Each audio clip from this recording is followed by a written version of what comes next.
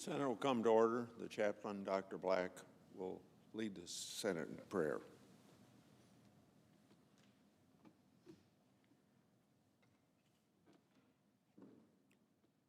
Let us pray.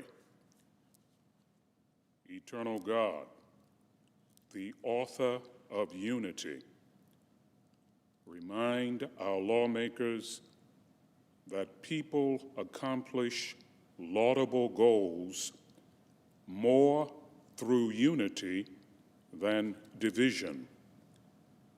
May our senators remember that all of us are more effective than any one of us.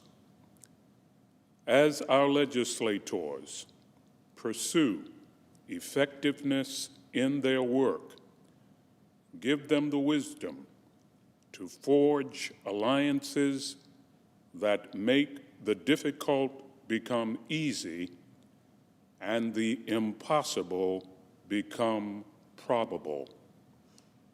In their search for common purposes, inspire them with the conviction that nothing is impossible for those who believe.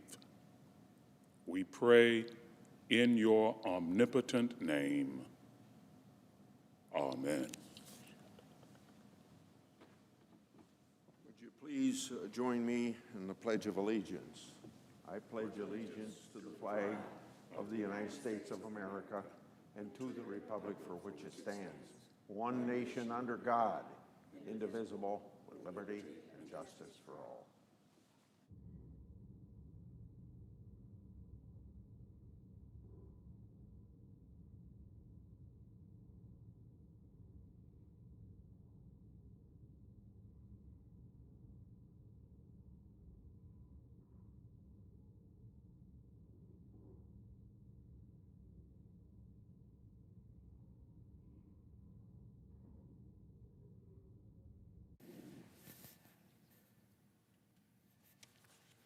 Madam President. The senator from Iowa is recognized. Speak in morning business for 1 minute. Without objection. People often think of prisons as places only to send criminals and then send them there and then forget about them. But as I've noted here before, most inmates will one time and one day be released. Helping former criminals become productive citizens is very much an important function of our prison system. In recent weeks, inmates in the Iowa prison system have acquired what you might consider strange skills, but they're new skills, and even monetary allowances. They've done this by producing personal protective equipment like face shields and masks.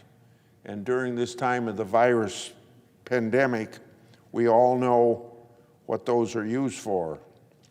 I commend these efforts by our prisoners and our prison system promoting this sort of training. They will help protect the health and safety of the prisons and our state in the short term, but they'll also help inmates in the long term. These inmates are providing an essential public service, and for that, they deserve our appreciation. It's an important contribution that I hope that they will long remember, and that will help them be productive members of society when they finish their sentence. I yield the floor and suggest the absence of a quorum. The clerk will call the roll. Mr. Alexander.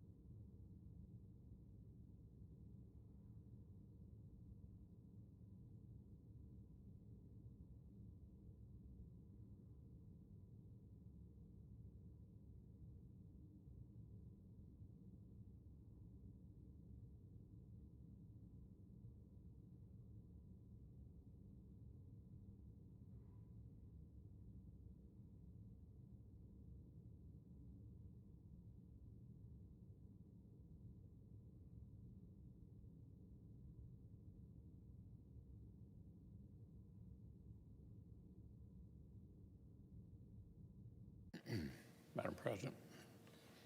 The Majority Leader is Ask recognized. consent that further proceedings on the quorum call be dispensed with. Without objection. Normally, during National Police Week, thousands of officers from across the country come here to our nation's capital to honor their comrades who've fallen in the line of duty.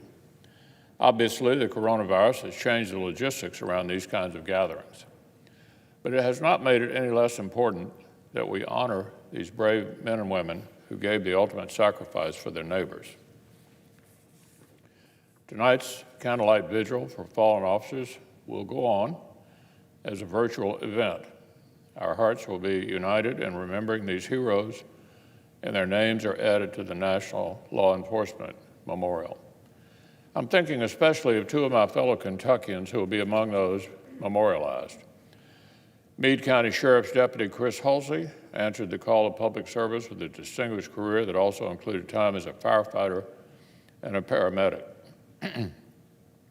He was attacked while investigating a suspect and was pronounced dead hours later. Chief Deputy Bobby Wayne Jacobs of the Knott County Sheriff's Office suffered a fatal heart attack following a tense call for service. Bobby's colleagues remember the lasting positive impact he made on so many. Both of these deputies left behind children, loving friends, and a Commonwealth made safer by their service. We also cannot let this year's National Police Week pass us without reaffirming our gratitude for our very own U.S. Capitol Police. These men and women protect this institution with the greatest professionalism, no matter the challenge.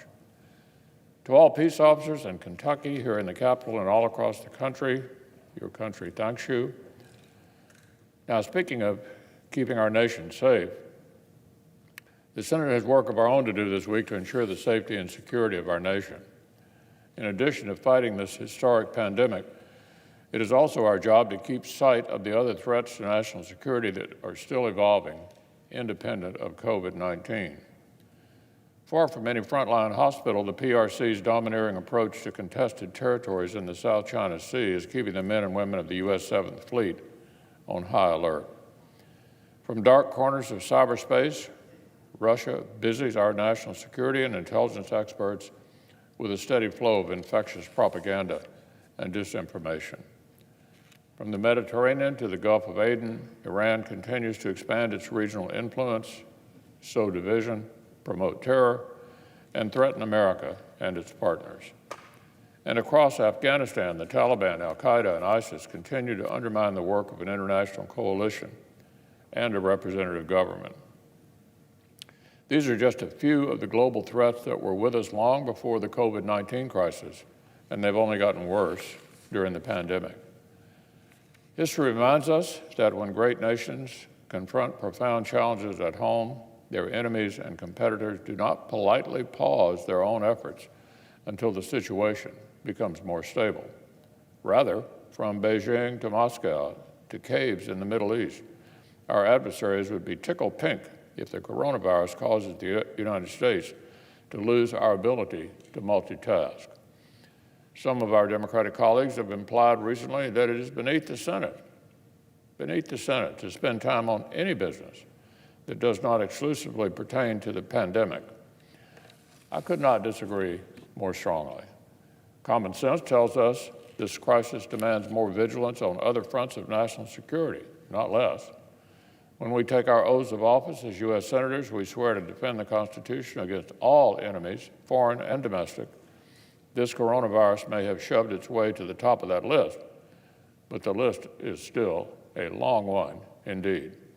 Unfortunately, for several weeks now, our nation has been less prepared than normal to defend ourselves against those who wish us harm. And it's not because of the coronavirus, it's because House Democrats have failed to act.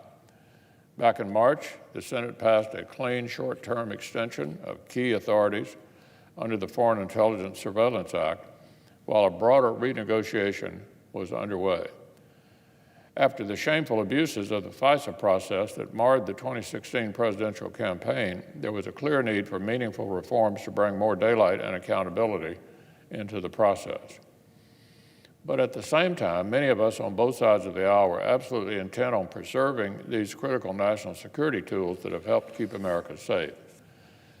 So while discussions were underway on how to strike the right balance, the Senate passed a bipartisan short-term extension so that these important tools could remain in our national security professionals' hands while Congress got our act together. Unfortunately, Speaker Pelosi has let that extension sit on her desk and gather dust.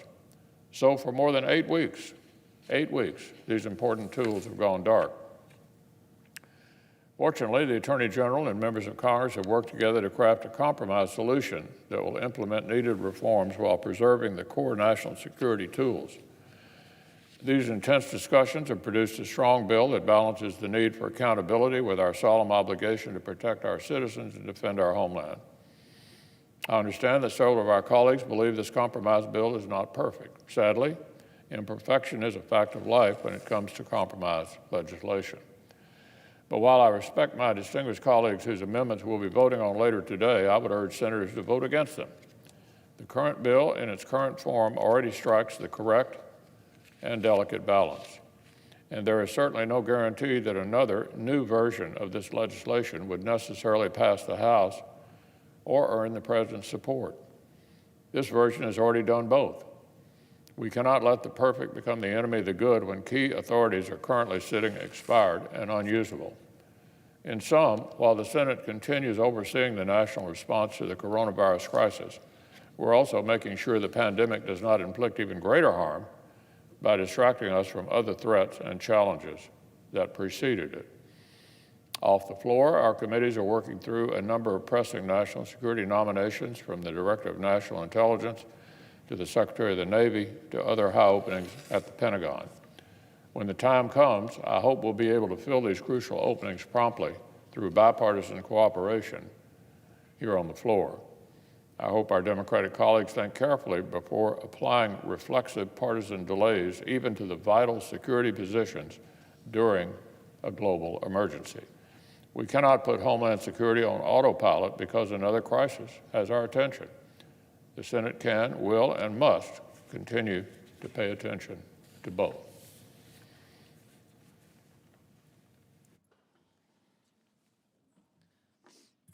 Morning business is closed. Under the previous order, the Senate will resume consideration of H.R. 6172, which the clerk will report. Calendar number 440, H.R. 6172, an act to amend the Foreign Intelligence Surveillance Act of 1978 to prohibit the production of certain business records and for other purposes.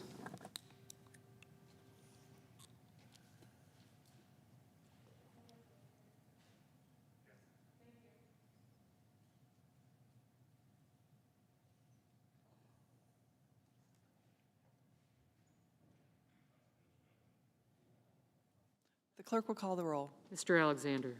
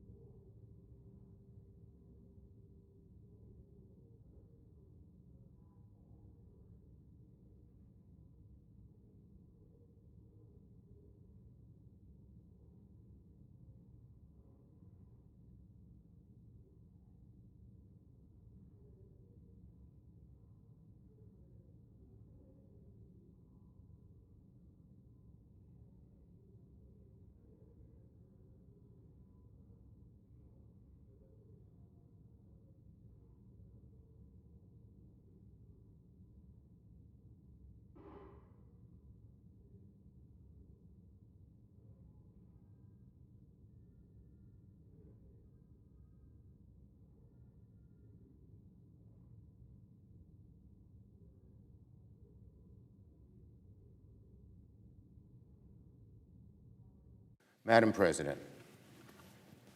Democratic leader is recognized. Are we in a quorum, Madam President? Yes, we are. I ask unanimous consent the quorum be dispensed with. Without objection. Now, first, Madam President, as you know, when I speak on the floor, I remove my mask.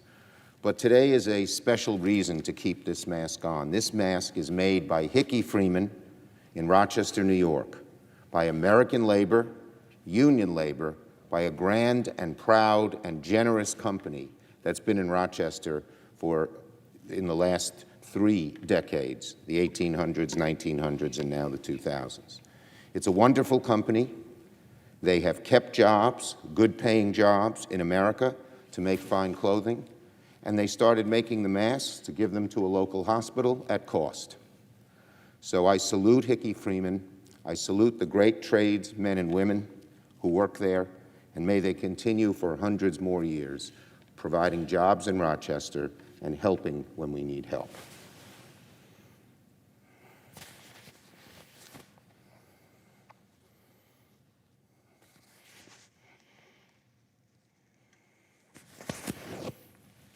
Now, yesterday, House Democrats unveiled new legislation to combat the coronavirus pandemic. The American people need their government to act strongly, decisively, wisely. And this new legislation is the urgent and the necessary response to what this crisis demands. As any one of us could have guessed, the Republican leader is rather predictably responding against the House Democratic bill to address the COVID crisis. His response is predictable because for weeks, Leader McConnell has been preemptively slandering any legislation coming out of the House as, quote, a partisan wish list, long before he even saw the bill. It was a paint-by-numbers response from the Republican leader, continues to be. Didn't matter what was in the bill. In his eyes, not in the eyes of almost every American, it was going to be a far-left partisan wish list. And to fit the preordained narrative, last night, Senate Republicans were latching on to provisions that account for 0.0003% of the total bill. 0.0003%. Talk about grasping at straws. It is so predictable that the Republican leader would oppose the bill before he saw what's in it. And now that it is so necessary for so many Americans, it's predictable that Republicans are just saying no. The Republican leader also called the bill aspirational. The Republican leader should know it is not aspirational when a family can't feed their children. It is not aspirational when Americans, for the first time, are worried about losing their homes and being evicted from their apartments. It is not aspirational when Americans are facing a health crisis in which every one of us is afraid that we might come down with a dangerous illness or spread it to a loved one. It is not aspirational. We are talking about urgent and necessary relief. But out of reflective knee-jerk partisanship, the Republican leadership in the Senate basically declared the House bill dead on arrival before it was even announced. It's a shocking and incomprehensible position to take at this moment of national crisis. It would be one thing for the Republican leadership to say, well, let's sit down and negotiate. Let's talk about where both parties can come together to do something for the nation's well-being at this time of urgent crisis. But they have taken the position that there is absolutely no urgency to do anything at all. On Monday, here's what the Republican leader said. Republicans, he said, quote, have yet to feel the urgency to act immediately. What will it take? Are they so wrapped around a hard right ideology that they can't see the real needs of the American people? Is there no urgency on testing? Talk to your local businesses. Talk to your local mayors. Talk to your local governors. See if there's no urgency on testing. Is there no urgency to provide relief to renters and homeowners? No urgency to prevent firefighters, police officers, and teachers from being laid off by state and local governments whose budgets are underwater in both blue and red states? I'd like to know how many of my Republican colleagues actually oppose providing reassurance to state and local governments so that teachers in Iowa, Firefighters in North Carolina and police officers in Kentucky don't get laid off. The support our states need is in the House bill. It is very close to what the governors, Democrat and Republican, have asked for. Leader McConnell frequently highlights the heroism of our essential workers. I applaud him for that. Well, why don't we, in addition to giving speeches on the floor, put a little money in their pockets for the extra expenses they're undergoing? Why isn't there an urgency to provide them hazard pay? That's in the House bill. Leader McConnell and President Trump have placed a great emphasis on reopening the country as quickly as possible. That's something we all want to see. So how do we achieve that safely? Far and away, the most important factor in reopening the economy is testing. We are far behind where we should be. Fauci made that clear yesterday, despite the president's lies and mistruths about testing. Remember, our president said on March 6th, I think it was, anyone who wants a test can have a test. That is even not true today. Deluding the American people, running from the truth to say what pops into your head so it sounds good to the media for that moment, which seems to be the president's MO, doesn't help, doesn't help. Everyone knows that until this crisis is over and on into the future, we're going to need personal protective equipment to begin safely returning to work. As I mentioned, I wore on the floor this mask made in Rochester by Hickey Freeman. Well, the House bill includes crucial support for supply chain and manufacturing of PPE. Should we wait on that? Is that not urgent? An ambulance worker, a healthcare worker not having the PPE they need? Not urgent? Who believes that? Does Leader McConnell? Does President Trump? Do our Republican colleagues?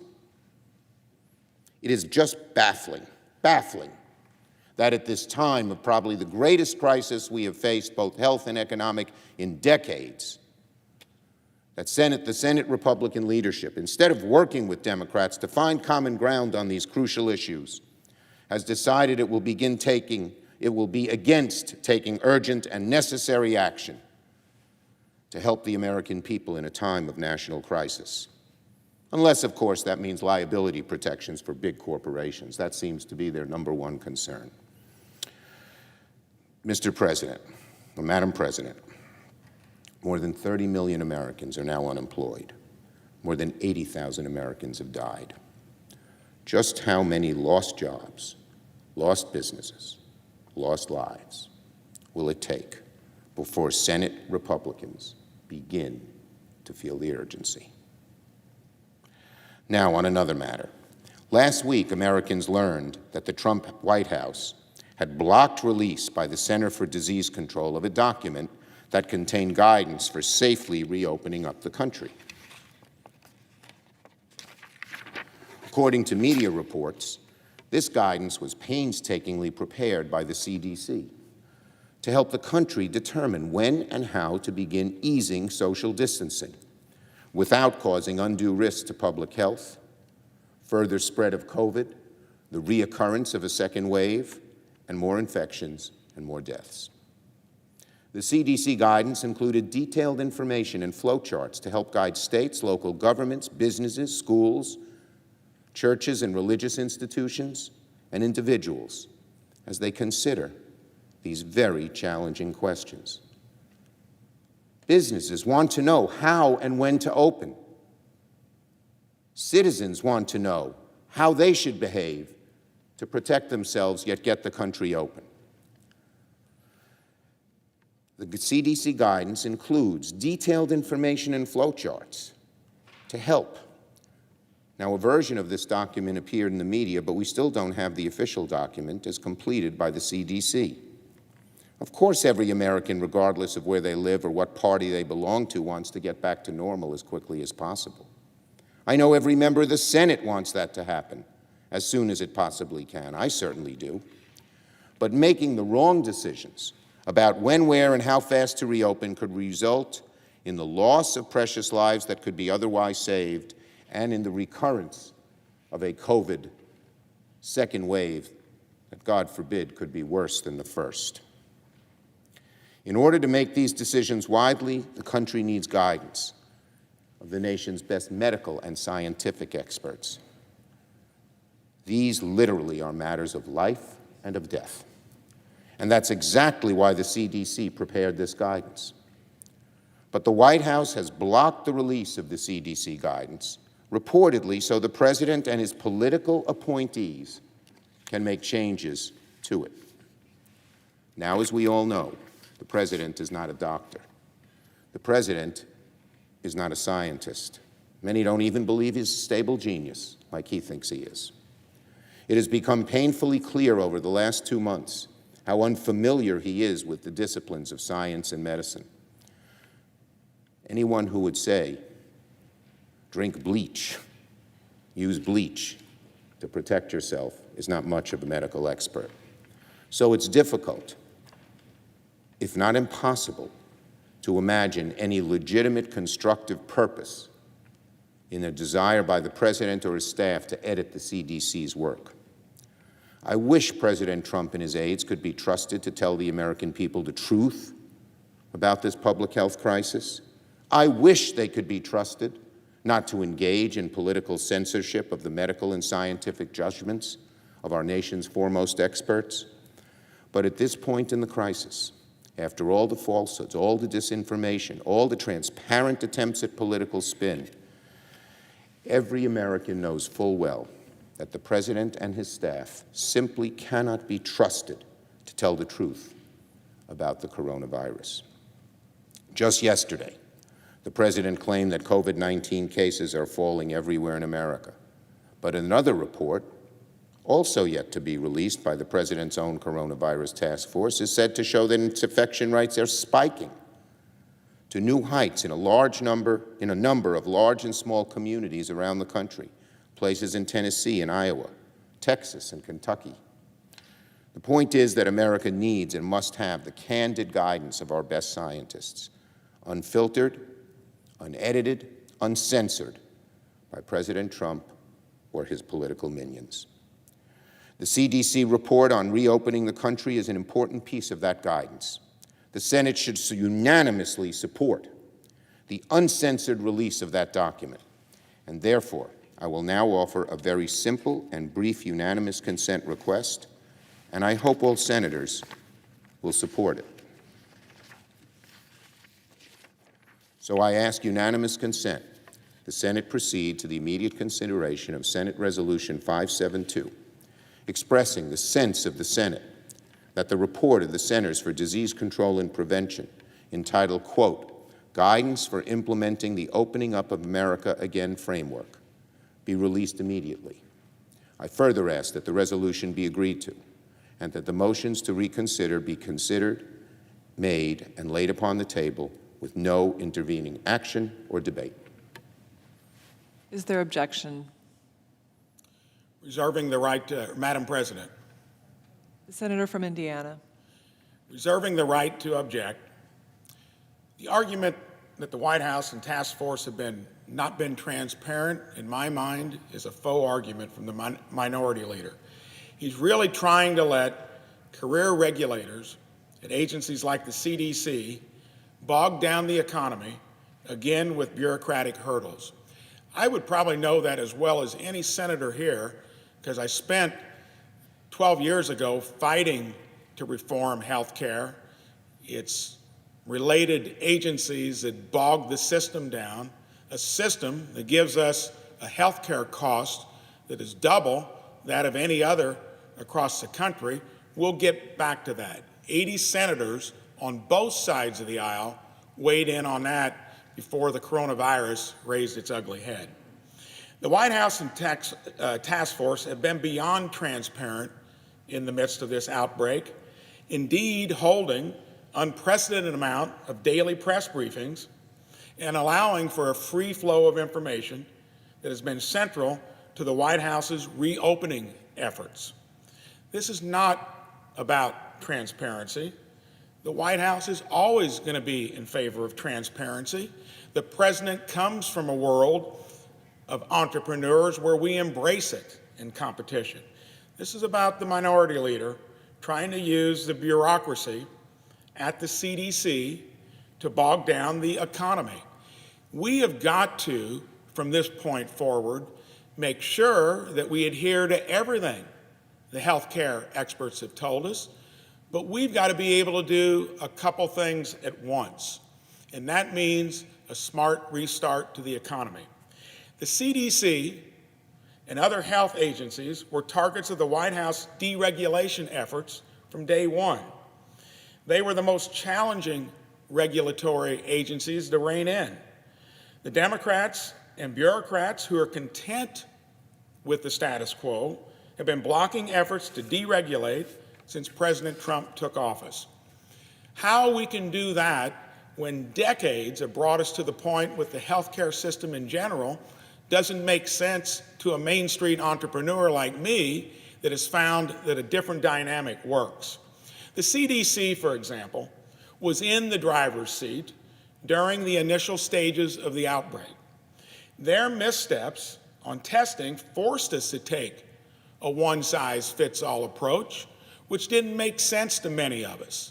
We could have handled this in a way that's not putting us now on the precipice of an even greater calamity. The inability to conduct early and wide testing in the U.S., caused by the CDC's and FDA's overly prescriptive stodginess, prolonged the testing process in the early stages when it should have been expedited. The result has been that one-size-fits-all that we're contending with currently. We now lead the world in testing, thanks to the White House's efforts to fight off the regulatory swamp at CDC and fix the testing problems caused by regulators. I submitted to the record yesterday in that over 2-hour briefing with the healthcare experts, that timeline referred to it. It happened from late January through early March. Senator Schumer wants to release the CDC's version of the reopening guidance, but the White House and senior health officials have rejected the initial CDC recommendations in that version because the recommendations were overly prescriptive, infringed upon religious rights, and risked further damaging the economy. Are we really going to let the CDC shutter the economy a second time, like they did with testing, by dictating overly prescriptive guidelines?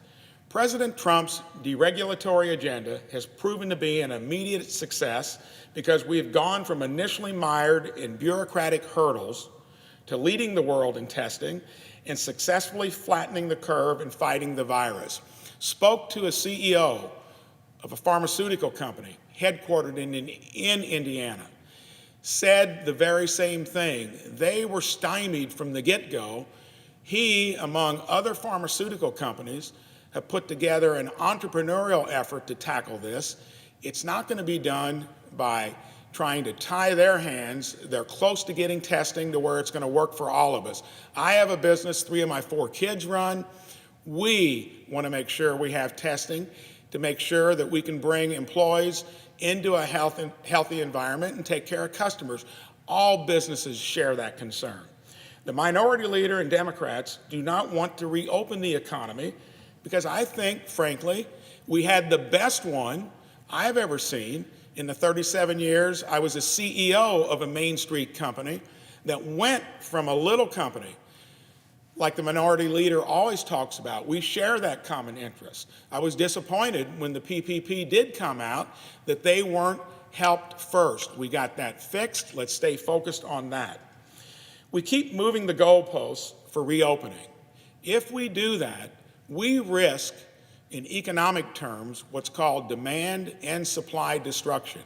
And there would not be enough federal dollars to remedy that. The White House proactively gave us the appropriate roadmap to get the economy back on track. We should not leave something as important as reopening the country to career regulators at the CDC, an agency that set back our response efforts due to their overly prescriptive approach. U.S. testing exploded once the White House efforts to increase testing, fight off the regulatory bureaucrats, when that won out, the same thing will happen with reopening the economy, using the reopening guidance as a roadmap under the President's leadership. I object. Madam President. Objection is heard. Madam President. Democratic leader is recognized. Just two quick points. Number one, my friend, and he is my friend from Indiana, said, the White House has always been transparent and believed in transparency.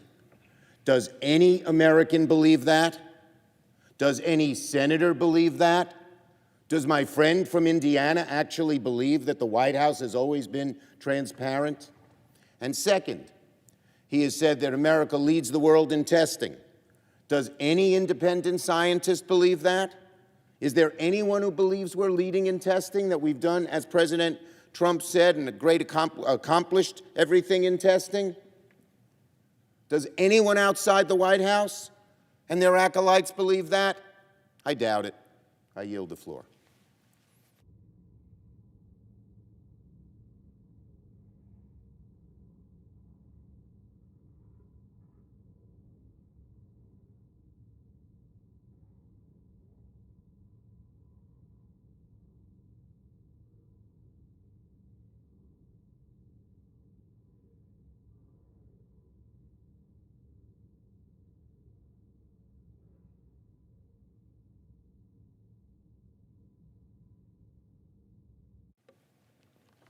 Madam President. The majority whip is recognized. Madam President, so far, Congress has passed 4 coronavirus relief bills that have provided $2.4 trillion to meet the coronavirus crisis. Our goal has been to provide a comprehensive response addressing not just the medical priorities, but also the economic impact this virus has had on so many American families. We provided funding for coronavirus testing, for medical care, for personal protective equipment for frontline medical personnel, for vaccine and treatment development, for veterans, for nutrition programs, for first responders, for unemployment benefits, for elementary schools, high schools, and colleges, for farmers and ranchers. The Coronavirus Aid, Relief, and Economic Security Act, or the CARES Act, the third relief bill we passed, provided nearly $350 billion for the Paycheck Protection Program to help small businesses keep employees on their payroll during this crisis. And when the program ran out of money, we provided another $310 billion to ensure that as many small businesses as possible were able to take advantage of this help. The CARES Act also appropriated $293 billion for direct payments to American citizens to help them get through this difficult time. At this point, Madam President, government agencies are focused on getting all of the aid that we passed out the door. Some programs, like the Paycheck Protection Program, have been up and running practically since day one. More than 4 million businesses have applied for or already received forgivable loans through the Paycheck Protection Program, enabling millions of workers to keep their jobs. The vast majority of direct payments to American citizens, approximately 130 million so far, have been sent out. Other aid is still in the process of getting out the door. The Department of Agriculture recently announced that it will use funds appropriated in the CARES Act, plus other money, to issue direct payments to farmers and ranchers affected by this crisis. These payments are expected to reach farmers and ranchers in late May or early June. Over the course of 4 coronavirus bills, we provided more than $500 billion to state and local governments. That's equal to roughly 25% of the yearly operating budgets of the 50 states combined. That money includes at least $185 billion for unemployment benefits, $150 billion for General Relief Fund for states, localities, and tribes, $45 billion for the Disaster Relief Fund, nearly $26 billion for nutrition programs, $13 billion for school districts, $4 billion to help the homeless, more than $1 billion for first responders, and Madam President, there is so much more. On top of that, Congress directed the Federal Reserve to provide an additional $500 billion in loans to help states and municipalities manage cash flow issues during the pandemic. A lot of the money that we've provided has already been sent to states, while some is still in the process of being dispersed.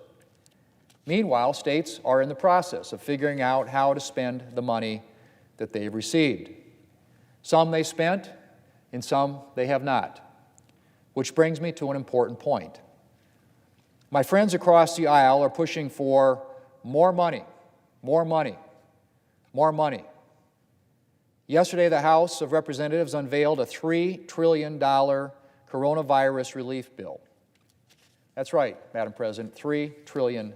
But, Madam President, we haven't yet seen the effects of the money that we provided already. It's difficult to understand how Democrats can call for an additional $3 trillion, all money, I might add, borrowed on the backs of younger workers and our children and grandchildren, when they haven't even seen what existing funds have been used for, or whether they've been used at all. Nobody is questioning that we may need additional money to address this crisis. Republicans have already stepped up and appropriated $2.4 trillion, roughly 50% of the entire federal budget for 2020. That's an extraordinary amount of money. But these are extraordinary circumstances, and they called for an extraordinary response. But it's important to remember that every dollar of what we've appropriated for coronavirus is borrowed money. And today's young workers and our children and grandchildren are going to be paying for this borrowing. We're putting an incredible burden on younger generations. And we have, Madam President, an absolute obligation to make sure that we are only appropriating what is really needed. And the way we find out what is really needed is by carefully monitoring the implementation of the $2.4 trillion that we've already provided, not by rushing into providing trillions more before we know whether and where they're needed. Once the money we've already provided has been fully allocated, we'll have a better sense of where we might need to appropriate additional funds and where we spend enough. It's also important to remember that there are other things we can do here in Congress besides borrowing money that younger generations will have to repay. Yesterday, the leader came down to the floor to talk about the liability protections that Republicans are pursuing for healthcare workers, businesses, and others on the front line of the response and reopening. As the leader noted, hundreds of coronavirus-related lawsuits have already been filed around the country. And these lawsuits represent a real threat to our economic recovery. Doctors and hospitals, for example, are making extraordinary efforts to protect patients and healthcare workers, but are still reluctant to resume non-coronavirus-related medical care for fear of being sued if a patient were somehow exposed to the disease in the process of receiving care. Businesses are worried that they could be held responsible if one of their employees develops coronavirus, even if the business took every reasonable precaution to discourage infection. Now, Madam President, there's obviously a place for lawsuits when individuals or businesses engage in gross negligence or intentional misconduct. We will not be giving a free pass to anyone who fails in their basic duties during this crisis. But we need to make sure that medical professionals and small businesses and others can get back to running their operations and employing Americans without worrying that an army of trial lawyers is about to descend. There will undoubtedly be other things that we can do to help Americans get back to work and deal with the effects of the coronavirus without, Madam President, spending trillions of dollars. Everything from regulatory reform to ensuring that frontline volunteers don't face surprise tax bills. That's not to say that we won't be providing additional funding. In fact, it's likely that we will have to appropriate more money for the coronavirus response. But as I've already said, it is absolutely essential that we consider further investment carefully and only spend money where it is truly needed. My friends across the aisle tend to think that government money and government programs are the solution, literally, to every crisis. They're happy to throw taxpayer dollars around without thought to the consequences for future generations. And disturbingly, more than one Democrat has indicated that they'd like to take advantage of this crisis to remake America in their own far-left image. That, Madam President, is not a responsible response. Madam President, Republicans are going to continue to do everything we can to help Americans through this crisis. We are committed to meeting the country's needs while spending taxpayer dollars responsibly and with an eye to the burdens we're placing on younger workers and future generations of Americans. We undoubtedly have more difficult days ahead, but our country is strong, and so are the American people, and we are going to get through this. Madam President, I yield the floor. Madam President. Democratic leader is recognized. Thank you, Madam President. I came to the floor this morning to listen to the statements made by the other side of the aisle in reaction to the proposal of Speaker Pelosi to deal with the coronavirus and the national emergency which we face. The Republican leader, Senator McConnell of Kentucky, as well as his whip, repeated their theme on the issue of the liability facing businesses and others because of the COVID virus pandemic which we are facing. In fact, the leader, Senator McConnell, has gone so far as to declare that it is a red line, his words, a red line that bars any further assistance to state and local governments and other entities until we address this so-called liability question. He has gone so far as to say that he will refuse to fund the money that has been proposed by, now officially by the Democrats, to help our police, firefighters, paramedics, and teachers unless we provide guaranteed business immunity from COVID lawsuits that might be brought by workers and consumers.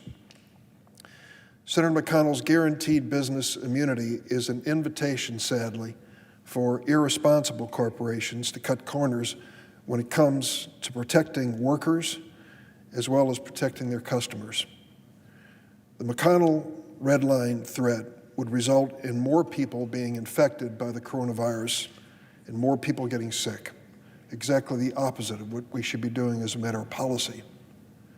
We also hear today, both from Senator McConnell and Senator Thune, that there's no urgency in continuing to provide assistance across America because of our economic crisis that we face and certainly the public health crisis we face.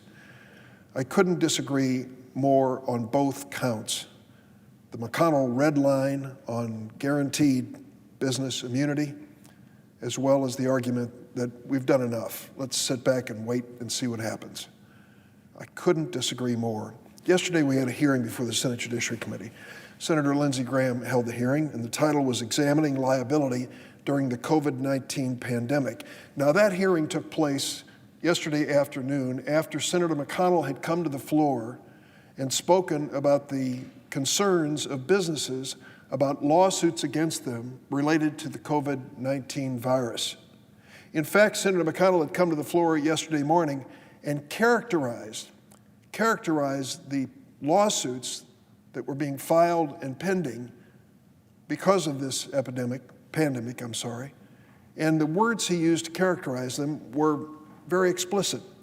He called it an epidemic of frivolous lawsuits. He referred to the minefields created by these lawsuits. He went so far as to call them a tidal wave, his words, on the floor of the United States Senate when it came to these lawsuits related to COVID-19. So I went into this with my staff and said, tell me about this tidal wave of lawsuits. And here's what we discovered about this so-called tidal wave of lawsuits. 958 COVID-related cases have been discovered in tracking the database of lawsuits filed in the United States this year, 958. But then we took a closer look. How many of these lawsuits were being brought against hospitals, clinics, doctors, nurses, medical professionals. 9. 9 lawsuits. 1.3 million Americans diagnosed as infected by the COVID virus. 9 lawsuits have been filed. Senator McConnell calls that a tidal wave. A tidal wave? It's barely a ripple. We added in 27 other cases for personal injury. So we're up to 36 cases out of 1.3 million Americans who have been diagnosed as infected. 36 cases. That's not to say that they are all serious or all frivolous. No way of saying. I'm counting all lawsuits, personal injury and medical malpractice brought because of COVID-19. Then we took a look at other lawsuits. It turns out 264 lawsuits have been filed by prisoners in jails, arguing that they are in an unhealthy, unsanitary, and unsafe condition. Is that what the senator wants to stop? Does he consider that a tidal wave of lawsuits? 171 cases were brought against insurance companies. In other words, a business is suing an insurance company over the coverage they have in their insurance policy. Is that one of the avalanche of lawsuits that Senator McConnell is talking about? 95 contract cases, 79 civil rights cases. We took a look at the civil rights cases being filed with mention of COVID-19, and you know that many of them were being filed by businesses arguing that they should be allowed to reopen. Is Senator McConnell suggesting we should be prohibiting those lawsuits as well? What it comes down to is this: there is no tidal wave of lawsuits. We shouldn't condition helping businesses, unemployed people, and individuals across America because of this phantom threat of lawsuits. I'm surprised that they didn't refer to a caravan of trial lawyers coming up to the courthouses across America. It just isn't there.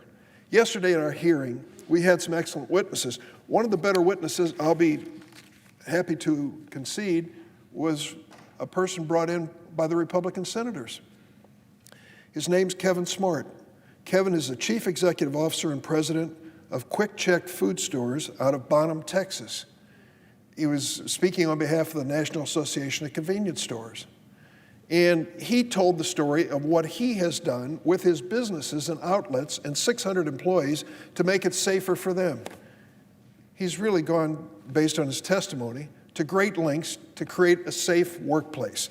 But listen to what Kevin Smart said about the problems he faces.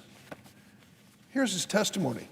This was a challenge, mitigating the threat. This was a challenge because the guidance provided by the CDC and OSHA, as well as state and local governments, often conflicted with one another, in addition to being vague and difficult to follow. What he was looking for, and stated in his sworn testimony, were guidelines. Guidelines for a safe workplace, guidelines for a safe business place. And they don't exist, and one of the reasons came up early this morning when Senator Schumer came to the floor and said, we want to see the CDC guidelines released so businesses and individuals across America can see how to deal with this threat in the workplace. There was an objection on the Republican side of the aisle for the publication of these CDC guidelines. They can't have it both ways. They can't argue through Senator McConnell that we should have guaranteed business immunity from liability and then basically say to the businesses, as Mr. Smart told us, there are no guidelines. You see, that is a defense in any lawsuit. We live by the guidelines. We had appropriate social distancing. We put up the plastic shields to protect employees and customers. We had people wearing masks. Those are all good defenses in any lawsuit that might be brought. But the Republicans want it both ways. Guaranteed immunity for the business, but no guidelines from the government as to what is a safe practice. Mr. Smart said that makes his job next to impossible in his important business in Texas. But there were numbers that were given to us yesterday that really did show a tidal wave. Mark Perron is the president of the United Food and Commercial Workers. He testified before our committee. And during the course of his testimony, he told us that 162 of his workers, those who are in grocery stores, food processing, and particularly in meat processing, 162 had died from COVID-19. Now, working in a meatpacking plant is something I know a little bit about. I worked my way through college, 12 months in a meatpacking plant in East St. Louis, Illinois. Dirty, hot, and dangerous work, elbow to elbow with fellow workers. I saw it firsthand. It's changed, I'm sure, over the years, but the fundamentals are still there. And that's the danger of that workplace, the most dangerous workplace in America, meat processing. 162 deaths and 25,000 of Mark Perron's workers who have been infected so far with COVID-19. So if you want to talk about a tidal wave, we ought to take a look at what those workers in meat processing are facing right now. Some companies are conscientiously trying to do the right thing and make their workplace better and safer and test their employees, and I salute all of them. There are good people who are leading these businesses, and they're making good decisions, but they need the guidelines and standards of the CDC and OSHA, and the Republicans just objected to publishing those standards. I want to tell you there is a way through this pandemic in a sensible fashion that is fair to business and fair to workers as well. And this notion that giving guaranteed immunity to businesses across the board is the answer is just plain wrong.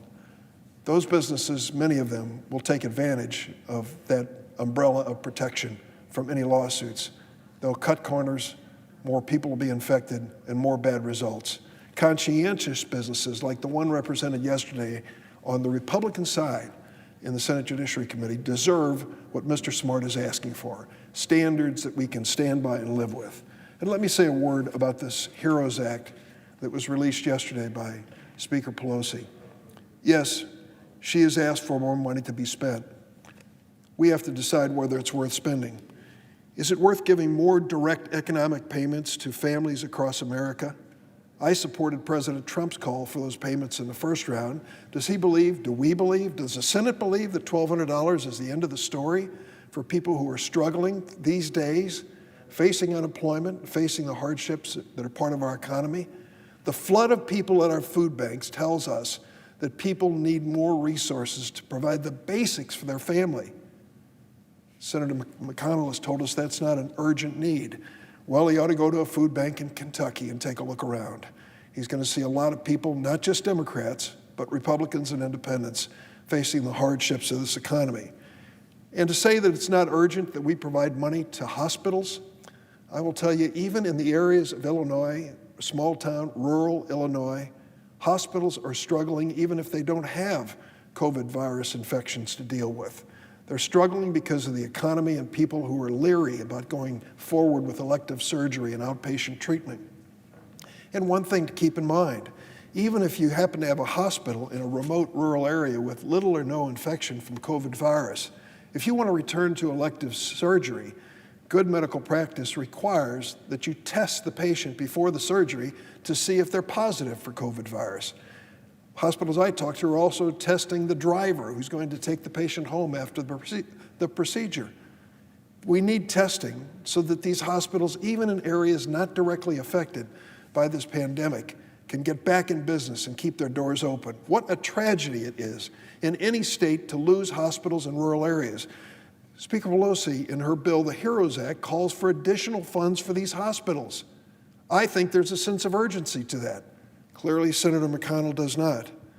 The notion that we would honor the people who are working on the front lines to make sure that they would be able to continue to serve us and to risk their lives for us in treating the patients, I think that is a priority, and there is a sense of urgency.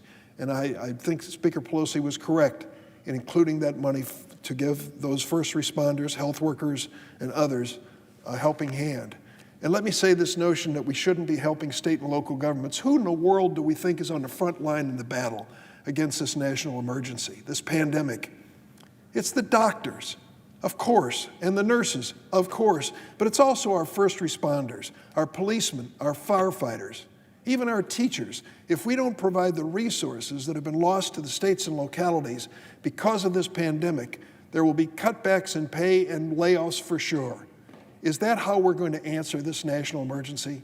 I believe there is a profound sense of emergency here. There is a profound sense of urgency as well.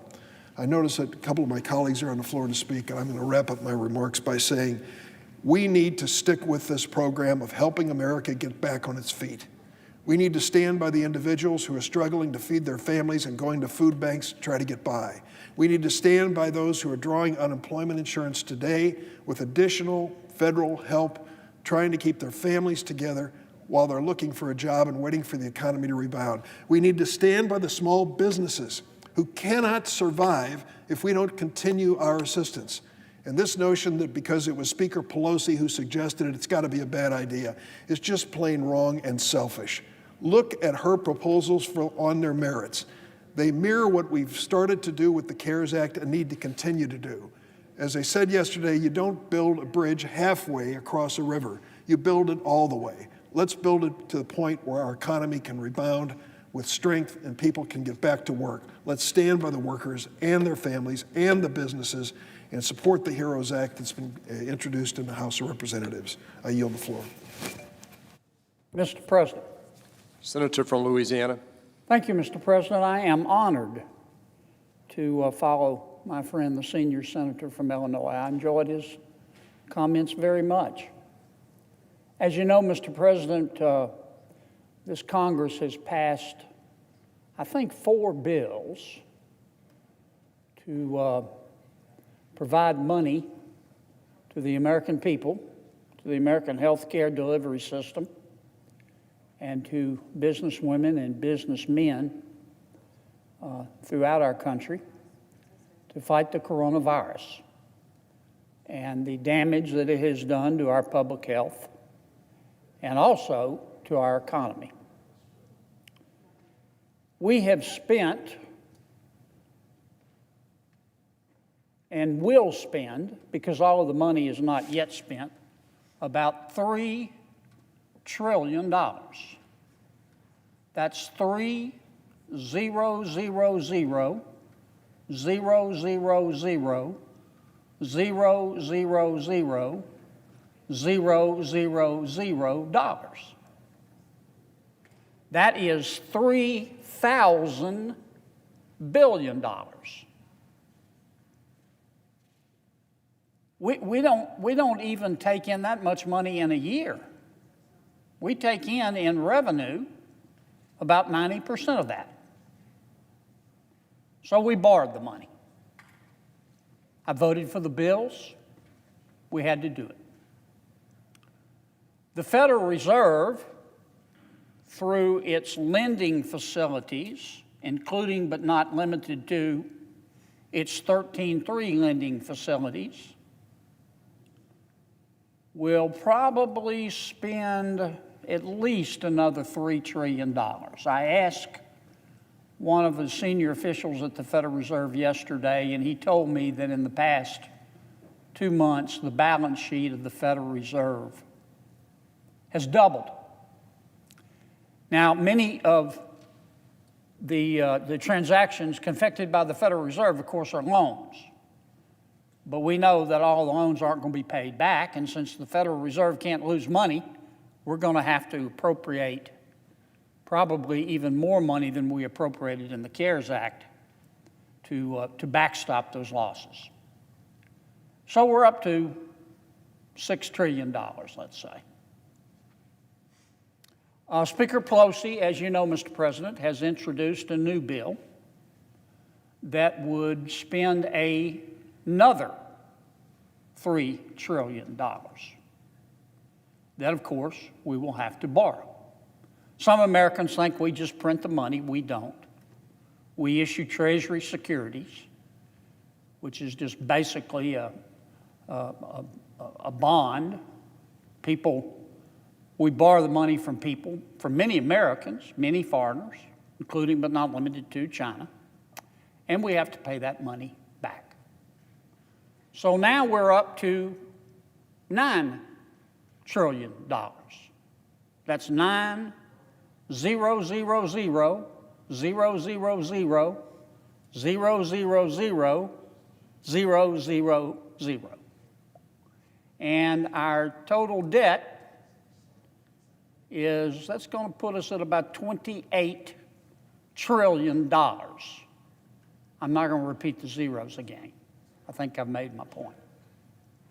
Now, Speaker Pelosi's bill is not going to pass the United States Senate in its present form. You don't have to be a senior at the University of Georgia, Mr. President, to know that. It has provisions in it. For one thing, it costs $3 trillion, as I just pointed out. For another thing, it will expand the Affordable Care Act, which of course is controversial in the Senate. It will change our election laws dramatically. Some have suggested that Speaker Pelosi's bill will basically federalize elections, take them away from our states, which is certainly not contemplated and I think is forbidden by the United States Constitution. Speaker Pelosi's bill will dramatically change our immigration laws. It will provide amnesty for people who are in our country illegally during the coronavirus pandemic. Will provide a lot of money, hundreds of millions of dollars to people who are in our country illegally. Some will like that, some won't like that, but the point I'm trying to make is it will be controversial.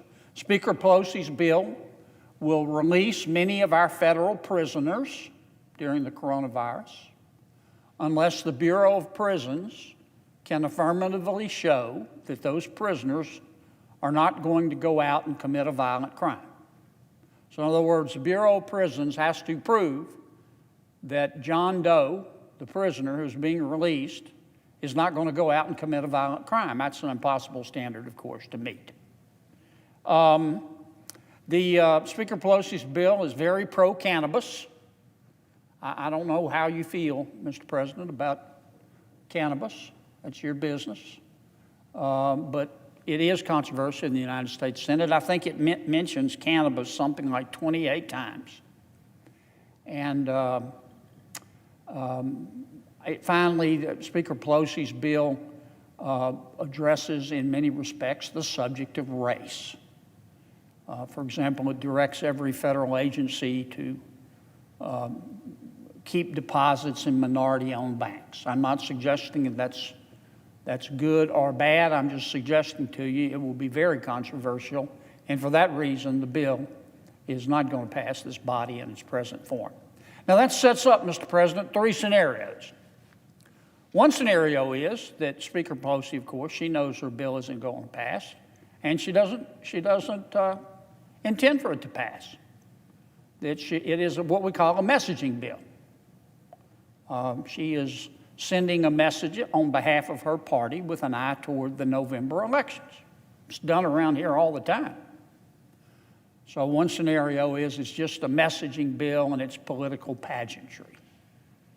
There's a second possibility that this is her opening bid and that the leadership in the Senate on the Democratic side and the leadership in the Senate on the Republican side and the Republican leadership in the House and Speaker Pelosi and probably Treasury Secretary Mnuchin will then sit down and negotiate without much input, quite frankly, from members of the Senate. I don't know how it works in the House. And they will sit down and come up with something, and then they will come back to us. I'm in labor, not management, as you know, Mr. President. They will come back to us and say, here it is, take it or leave it, without much input from us individually. That's happened before. It's happened a lot before. And then we've got a choice. We can either say, geez, we weren't part of this process, or we can say, we can moan and groan and grumble and then just follow our leaders into the chute. We can moo and follow our leaders into the chute like cattle and vote for it. The third scenario, Mr. President, with respect to the Speaker's bill, would be that the second scenario happens, but the members of the Senate and the members of the House bow up and say, not this time. We're not going to moo and follow our leadership into the chute like cattle. We don't agree with what they did. That's a particular danger in the House because again, you don't have to be in Mensa to understand that Speaker Pelosi has drafted a bill to address the interests and concerns of the left wing of her party in the House. So I can see a third scenario where the powers that be negotiate what they see as a compromise, and that compromise is taken back to the House, and the liberal members of the House, I don't use liberal and conservative in a pejorative sense, the liberal members of the House say, the short answer is no, the long answer is hell no, we're not voting for this. And that could also happen in the Senate, on my side of the aisle. Our leaders could negotiate a package and come back and say, okay, here's the deal. The liability provision is going to cost you $1 trillion in extra spending. And I can see some Republicans, one of them is standing right over here. I don't speak for him, but he's my good friend from Florida who's going to have some heartburn if that happens. And then nothing happens. We have appropriated, as I mentioned, I don't want to belabor the point, $3 trillion, another 3 if you add the Federal Reserve. Some of that money went to states and local governments, $150 billion. My state got about $3 billion. Many of the states need that money, Mr. President. I'm not saying that we aren't going to have to share sacrifice here. I'm not saying that we shouldn't ask our state and local governments to submit to us revenue estimates. I'm not saying we shouldn't ask them to pare down their budgets. We ought to pare down ours as well. But to me, it's undeniable that states and local governments have sustained damage from the coronavirus. For God's sakes, their economies have been shut down. And if you're a state that relies on sales tax, nobody's been buying anything, or at least not like they did before. If you're a state that relies on income tax hadn't been coming in because nobody's been open. Now, some of my colleagues believe that we should not give the states any latitude to use any of that $150 billion to address revenue shortfalls. And I understand that point of view. I do. You take Florida, for example. In a few moments, Senator Scott is going to speak. He was a governor of Florida for 8 years, did an incredible job, balanced their budget, grew employment dramatically. And I can understand, not speaking for my good friend the senator, but I can understand how someone in the Senate would say, well, no, every governor needs to go reform his entire state government. But that's not going to happen, at least not within the next year. In the meantime, I believe that state and local governments have sustained damage. And I think that is just a natural fact. They have. I have a bill, as you know, Mr. President, Senate Bill 3608. It is called the Coronavirus Relief Fund Flexibility for State and Local Government Act. Senator Sullivan has another bill that does somewhat the same thing as mine. I think Senator Rounds has a bill. But all my bill would do is this. That $150 billion we've already spent, which now has been given to the states and local governments, says it can only be used for coronavirus expenses. My bill would change that. My bill would not spend a single solitary new dollar. Let me say that again. My bill will not add to our spending.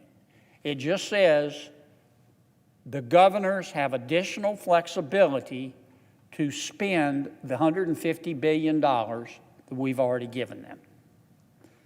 They can't spend it to bail out their pension systems. My bill prohibits that.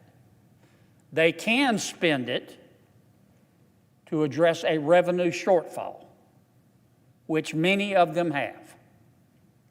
We will never agree in this body about which state is well managed and which state is not well managed. One person's trash is another person's treasure. And I have personal feelings.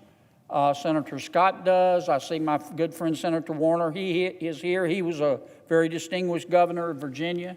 He'll have probably a different point of view. There's one thing we can't agree on. There's real danger that Speaker Pelosi's bill is not going to pass. It's not going to pass today, and it may not pass tomorrow, and it may not pass in June. The second thing we can agree on is that our states and our cities have sustained damage. And we can take off the handcuffs and allow the money we have already given them to try to help them repair that damage as we recover from this horrible pandemic. And for that reason, Mr. President, I'm going to ask for unanimous consent, not that we pass my bill.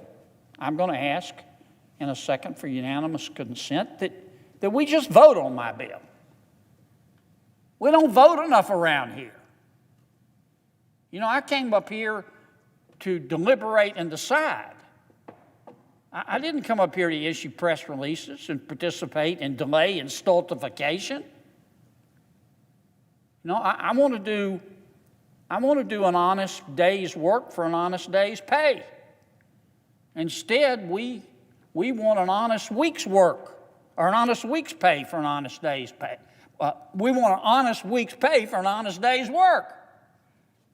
All I want to do is have a vote on my bill. If you don't like it, you can chew it up, spit it out, and step on it and vote no in front of God and country. But if you like it, you can vote for it.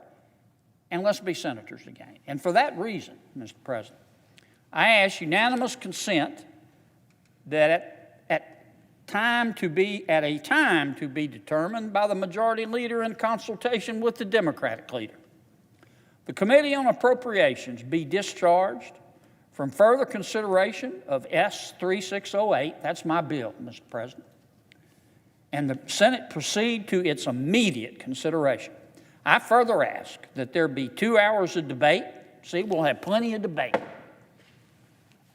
Equally divided between the proponents and the opponents of the bill, and that upon the use or yielding back of that time, the Kennedy Substitute Amendment number 1581 be considered and agreed to, the bill as amended be considered read a third time, and the Senate vote on passage of the bill as amended with a 60 affirmative vote threshold for passage with no intervening action or debate. Finally, if passed, the motions to reconsider be considered made and laid upon the table. Let my people vote. Is there objection? Mr. President. Senator from Florida. Mr. President, reserving the right to object.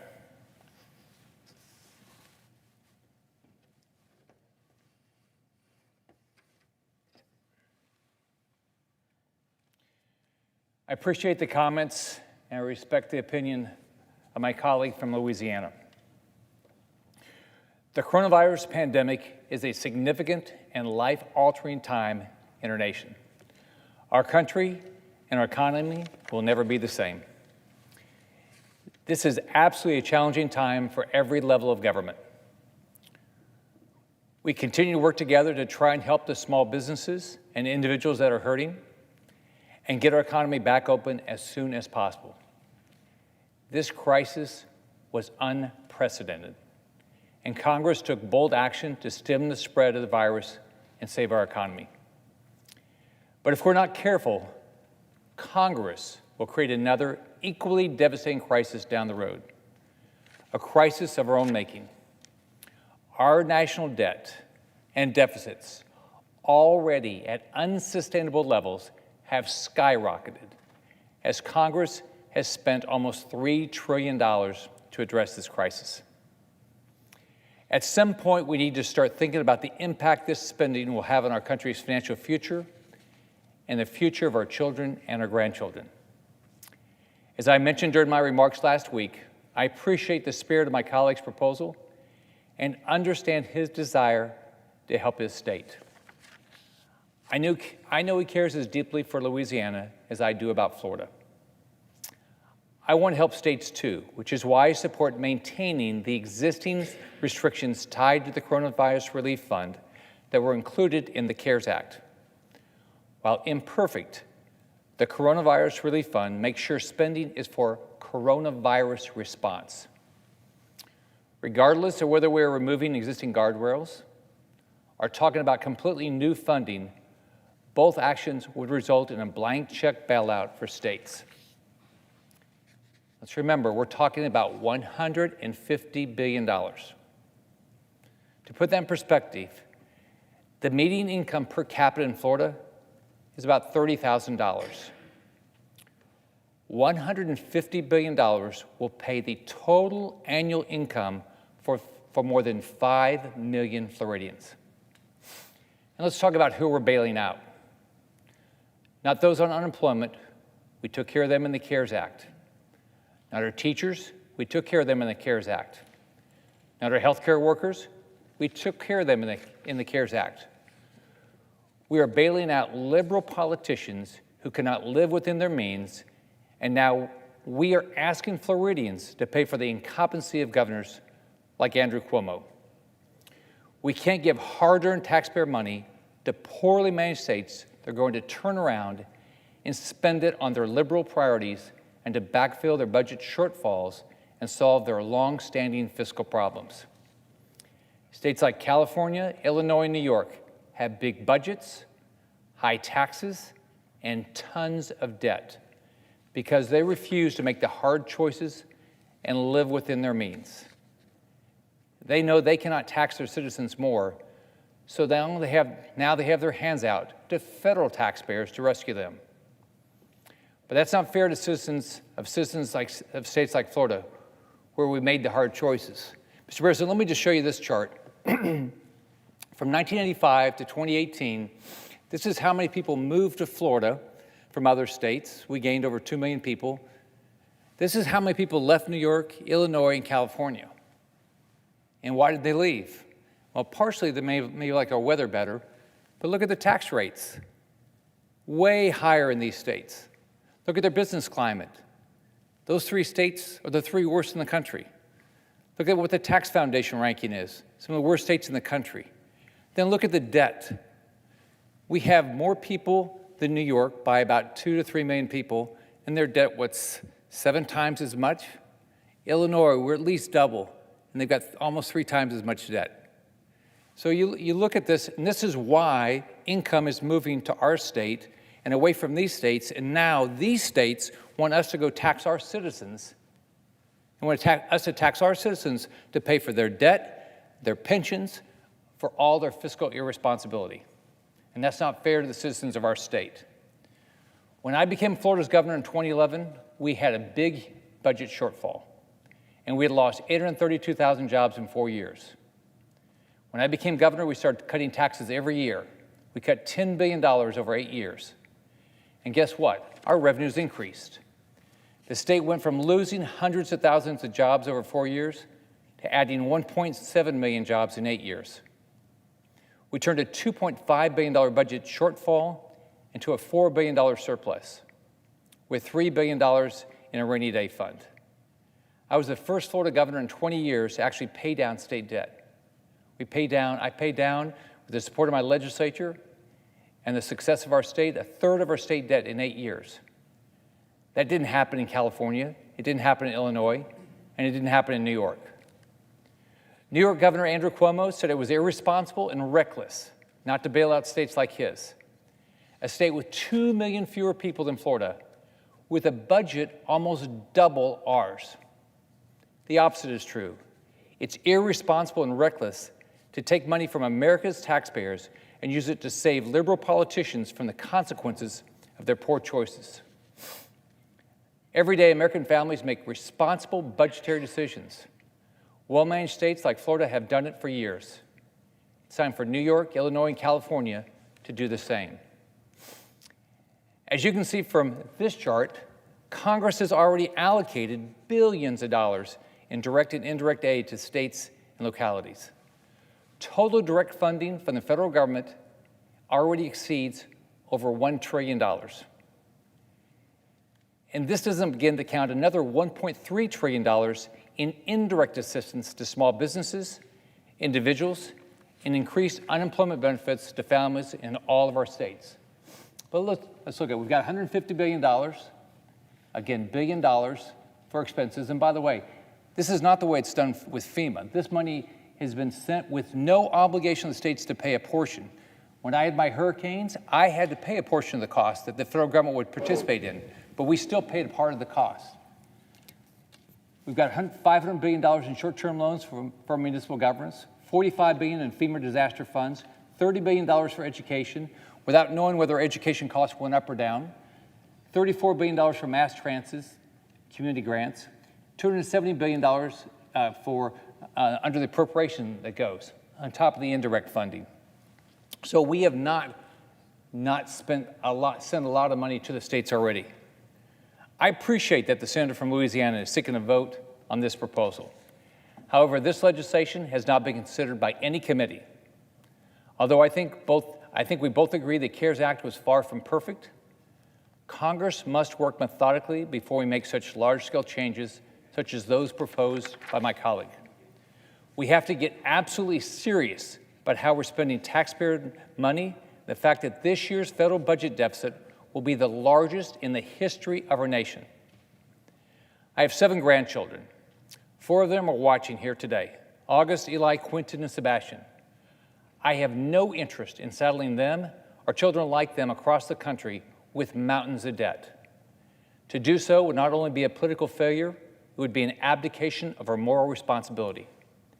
It's time we make the hard choices to put our nation on a path to recovery. Recovery from this virus, from the economic devastation it's brought with it, and from the fiscal calamity that decades of politicians have ignored. I hope my colleagues will join me in this fight to keep our country's future bright. Mr. President, I therefore respectfully object.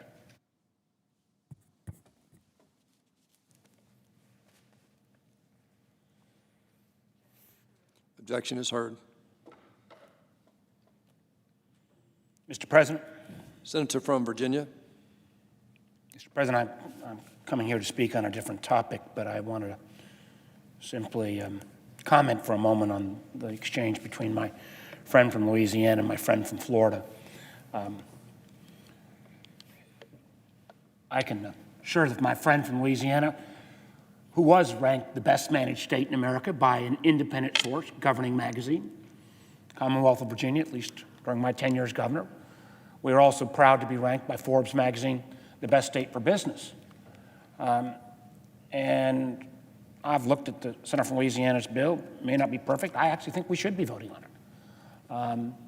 I think it is a bit strange to me, and I say this as somebody where in Virginia, I'm very proud of the fact we've maintained a AAA bond rating.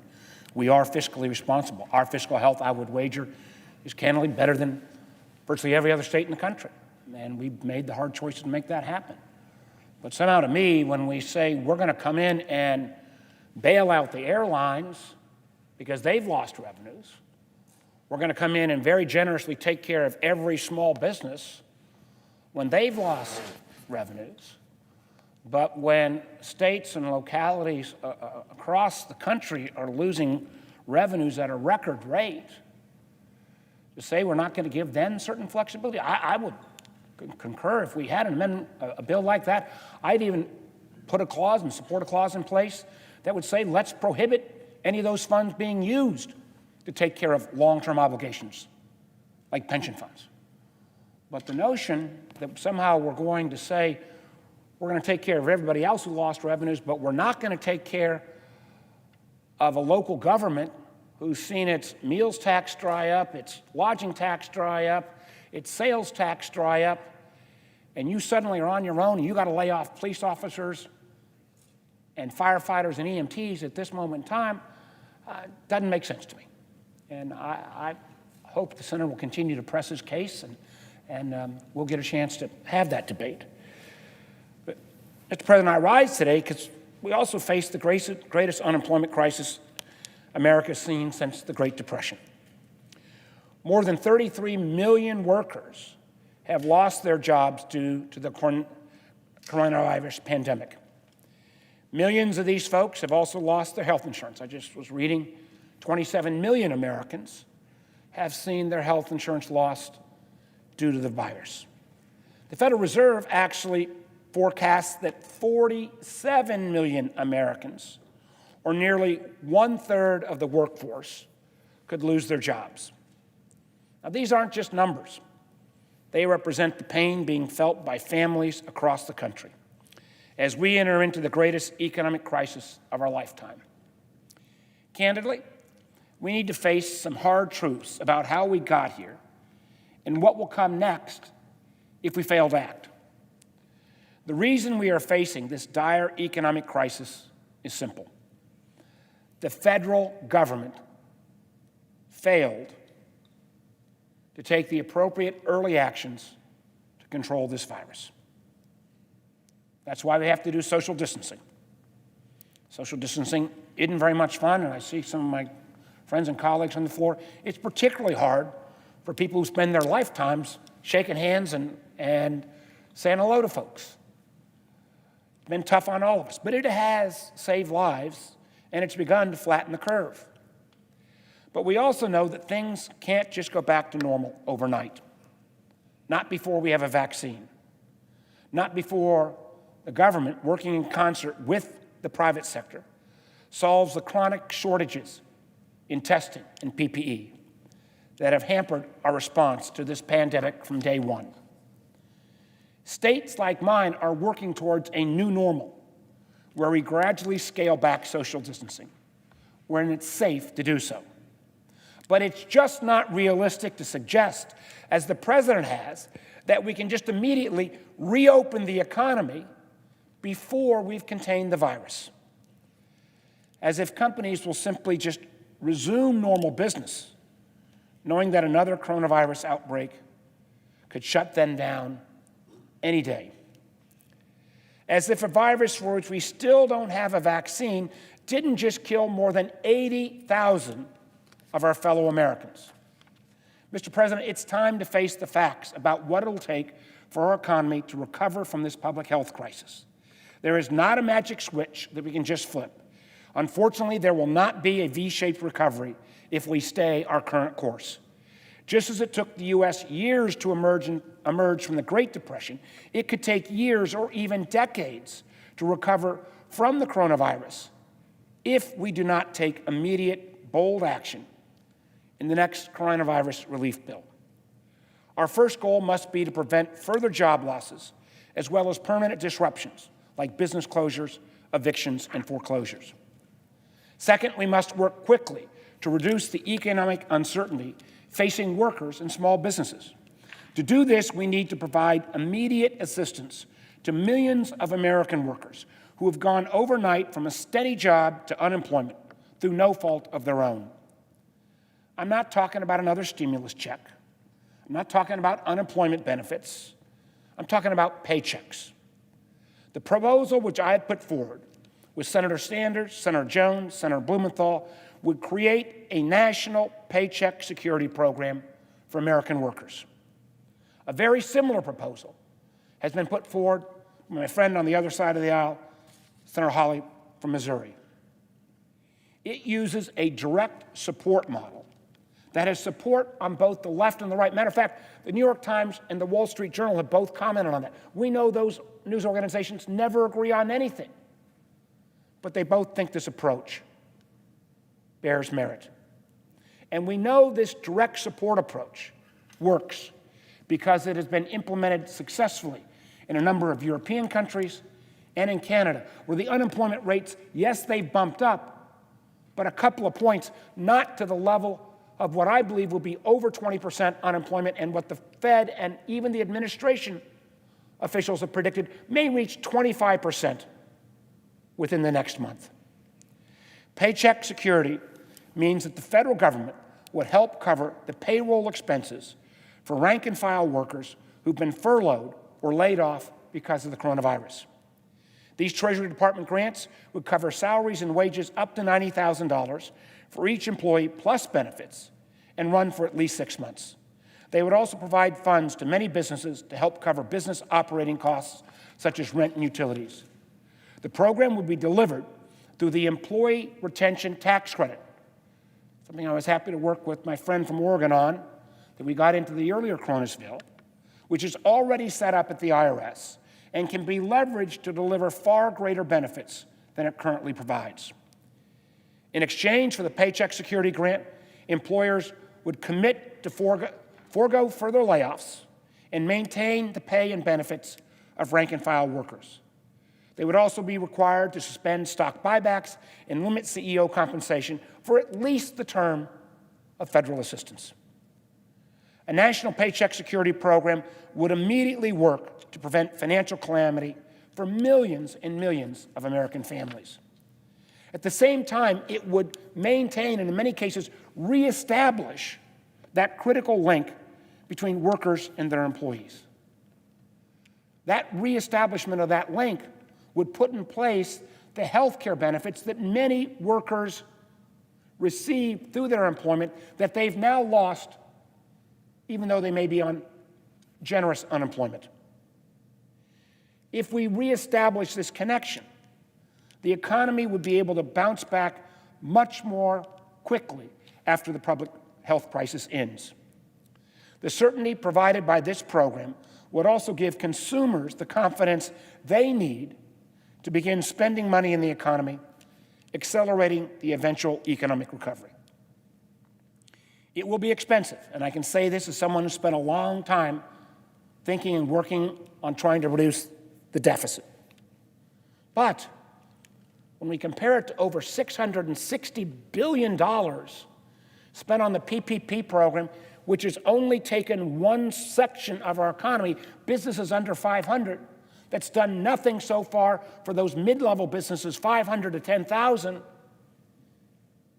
I think the alternative will actually be viewed as much cheaper. It would actually be pennies compared to the damage that will be done if we fail to adequately assist our fellow Americans in this moment of economic crisis. Now, Mr. President, I'm pleased that my colleagues in the House have put forward an initial draft of their view of the next coronavirus relief package. It has a number of important provisions. However, it has not taken what I believe is the bold step to say before we simply refill up some of the existing buckets, which have had, in many cases, mixed results so far, perhaps we should take a pause and a time out and see, is there not a better way to provide the kind of security and guarantees that the American people are looking for from their government? Even though the one thing I do know is that my House colleagues and I share an enormous sense of urgency. With unemployment, at least the official numbers at nearly 15%, and numbers that all of us expect to go over 20% when they're reported later this month, this is not the time to play wait and see. It's no exaggeration to see that we face the prospect of not a recession, but actually a Great Depression. Every day we delay, we drag ourselves deeper and deeper into the hole that we must eventually climb out of when the healthcare crisis is behind us.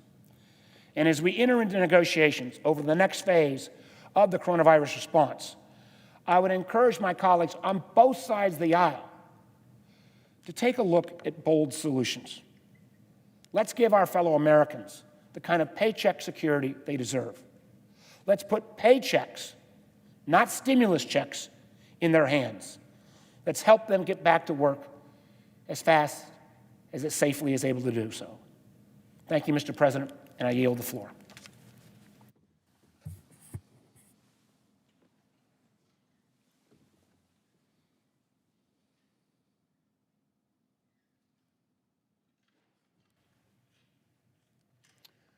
Mr. President. Senator from Montana. Mr. President, Americans want their privacy protected. For far too long, the Patriot Act and the Foreign Intelligence Surveillance Act, commonly referred to as FISA, have been used to trample the civil liberties of American citizens.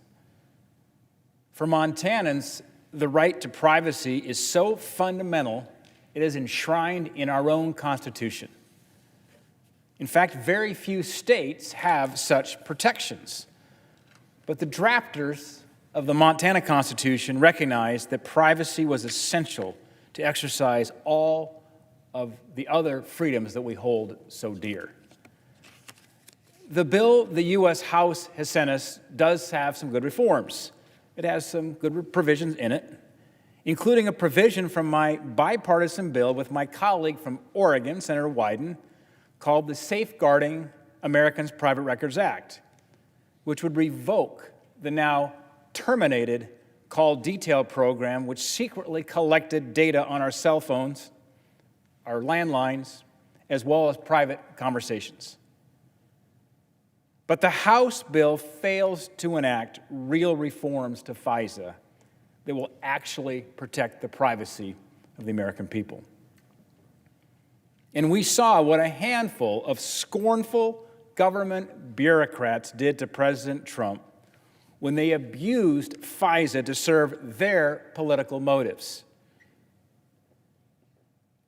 Our own government spied on an American citizen, a political advisor to then candidate Trump, with no oversight. And what happened to President Trump can happen to anybody for any purpose, and that is a very serious problem. Republican or Democrat, we can't allow the abuse of our government intelligence services to be used for political attacks.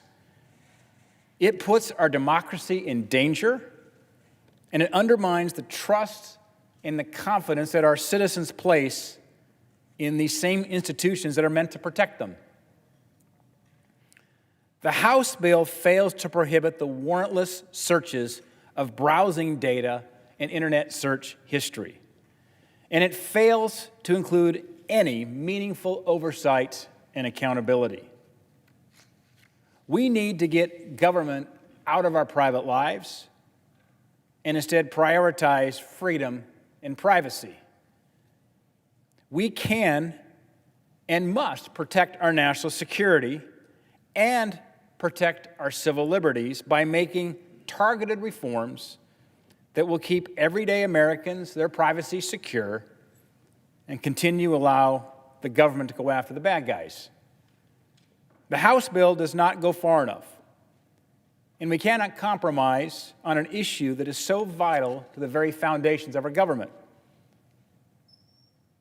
Montanans sent me to Congress to get government off their backs. And I'm working not only to get government off their backs, but to get government out of their phones, out of their computers, and out of their private lives. At the end of the day, this is about protecting privacy. And this day, we have the opportunity to get these reforms right. I've been working on behalf of Montanans with my Senate colleagues across the aisle to ensure we take a very bipartisan approach to this issue. Mr. President, I'd like to speak on the Wyden-Daines Amendment that we'll be voting on shortly. My bipartisan amendment is simple. It protects all American civil liberties by prohibiting the collection of browser data and internet search history under Section 215 of the Patriot Act. Browser data is some of the most personal and revealing information that can be collected on private citizens. Your internet search history can reveal extremely intimate information, including personal health data, religious beliefs, political beliefs, where you might go on your next vacation, even what you bought your mom this past Mother's Day. And I don't think the government should have access to such private information without a warrant. And Section 215 of the Patriot Act is supposed to investigate potential terrorists, not spy on our own Americans' browser data. And let me be clear. My amendment doesn't stop the intelligence community from doing their job. I'm grateful for our intelligence community. But it doesn't prevent them from doing their job or accessing the data they need to keep Americans safe. It simply requires our intelligence agencies to abide by the Constitution and work within our nation's laws, which means requesting a probable cause warrant to get this type of information. That means they might have to go to a judge and prove that they have a valid reason to believe someone is involved in espionage or a possible terrorism operation. Without my bipartisan amendment, the government would be able to access browser data through the secret 215 spy program with little to no oversight. At the end of the day, this is about securing our most basic Fourth Amendment rights to protect our citizens' most personal data. In fact, recently the Supreme Court found in the Carpenter decision that the government needed a warrant to access cell site location data because of how personal and how invasive that information is. Well, the current House bill before us does have a prohibition for the collection of cell site location data under Section 215, and that's a good thing. But my amendment simply extends this prohibition to include browser data and internet search history, which is even more sensitive and personal than location data. And I agree with many of my colleagues that we need to have the tools in place to help find and stop our nation's enemies who seek to harm the American people. We all agree on that. Yet we also need to make sure we are protecting Americans from our own government spying and intervening in our personal lives. And my amendment balances these important civil liberties and national security by allowing the government to track down terrorists while also stopping them from violating the rights of law-abiding citizens. This is not a zero-sum game. We can have both. And this amendment has strong bipartisan support. Senator Wyden and I have been working on this issue for months, and we're joined by a long list of bipartisan co-sponsors, including Republican Senators Lee, Braun, and Kramer, as well as Democrat Senators Leahy, Udall, Markey, and many more. The amendment is also supported from a diverse group of stakeholders across the political spectrum, from FreedomWorks and Americans for Prosperity on one end to the ACLU and Demand Progress on the other. Americans across the country overwhelmingly back this amendment. This is a core constitutional issue that brought a Democrat from Oregon together with a Republican from Montana. Montanans and Oregonians may have different priorities, but we all believe strongly in the right to privacy, to protecting our civil liberties, and preserving our American way of life. I urge my Senate colleagues to stand with Senator Wyden and myself to protect the privacy of all Americans, and I urge them to vote in favor of this amendment. Mr. President, before I yield to Senator Wyden, I also want to take a minute to speak in support of the Lee Leahy Amendment. This bipartisan amendment strengthens and clarifies the role and the authority of the amici in the FISA court. Unfortunately, we continue to see serious abuses and misuse of the FISA process.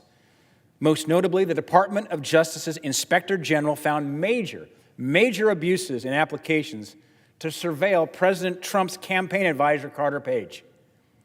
And this abuse is just the tip of this iceberg. We need serious reforms that protect American citizens from government surveillance, and the Lee Leahy Amendment does just that. It gives Americans a fighting chance and brings some clarity and, importantly, some transparency to the FISA court. I encourage my colleagues to also join me in supporting the Lee Leahy Amendment. And I see that my distinguished colleague and friend, the senator from Oregon, Ron Wyden, is on the floor, and I yield to Senator Wyden for his remarks. Mr. President, Senator from Oregon. I call up Amendment 1583.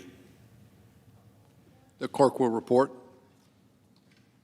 The senator from Oregon, Mr. Wyden, proposes an amendment numbered 1583.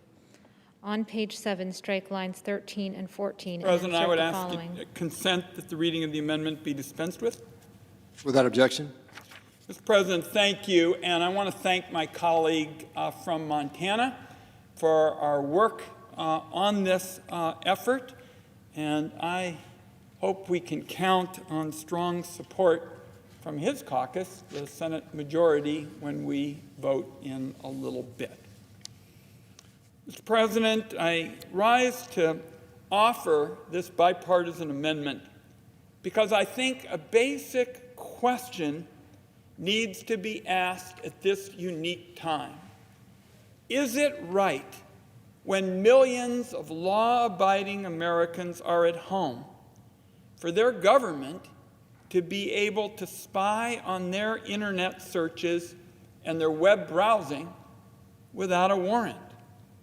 Should law-abiding Americans have to worry about their government looking over their shoulders from the moment they wake up in the morning and turn on their computers to when they go to bed at night?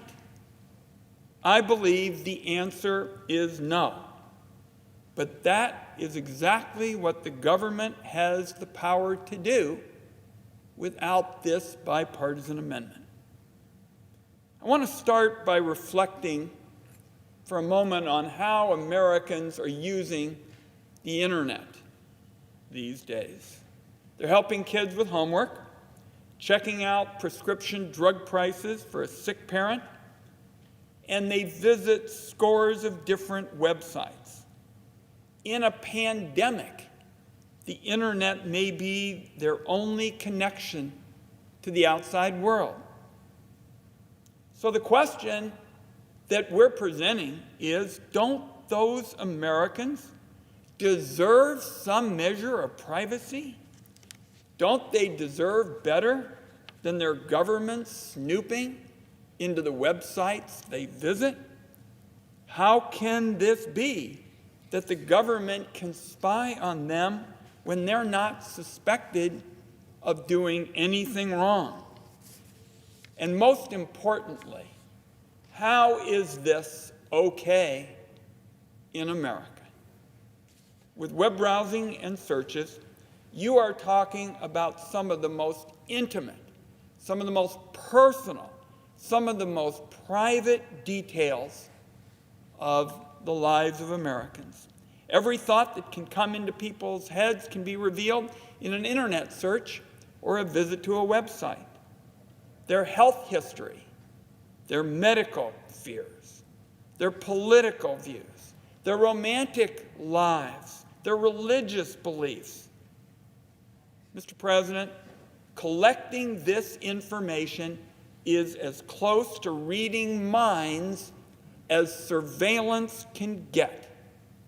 It is digital mining of the personal lives of the American people. Now, typical Americans may think to themselves, I've got nothing to worry about. I've done nothing wrong. The government has no reason to suspect me of anything. Why do I need to worry? Unfortunately, the question is not whether you did anything wrong. The question is whether a government agent believes they have the right to look at your web searches. In other words, without this bipartisan amendment, it is open season on anybody's most personal information. Now, there's a simple solution: require a warrant. With this amendment, the government can go to court and with a warrant collect whatever it needs from those who actually threaten the safety of our people. And in an emergency, something I feel very strongly about and have worked for as a member of the Intelligence Committee, the government can use emergency provisions, collect the information immediately, and settle up with the court later, proving once again, Mr. President, that liberty and security aren't mutually exclusive, that smart policies like this type of amendment help to get you both. Now, a brief explanation of how we got here. Right now, the government can collect web browsing and internet search history without a warrant under Section 215 of the Patriot Act. Section 215 from the beginning has been the most controversial and dangerous provision of the FISA law. That's because it is so extraordinarily broad and so vague. Under Section 215, the government can collect just about anything so long as the government believes it's relevant to an investigation. This can include the private lives of many innocent, law-abiding Americans. As I indicated, they don't have to do anything wrong. They don't have to be suspected of anything. They don't have to even have been in contact with anyone suspected of anything. Their personal information in some way, just has to be connected or relevant to what the government is looking for.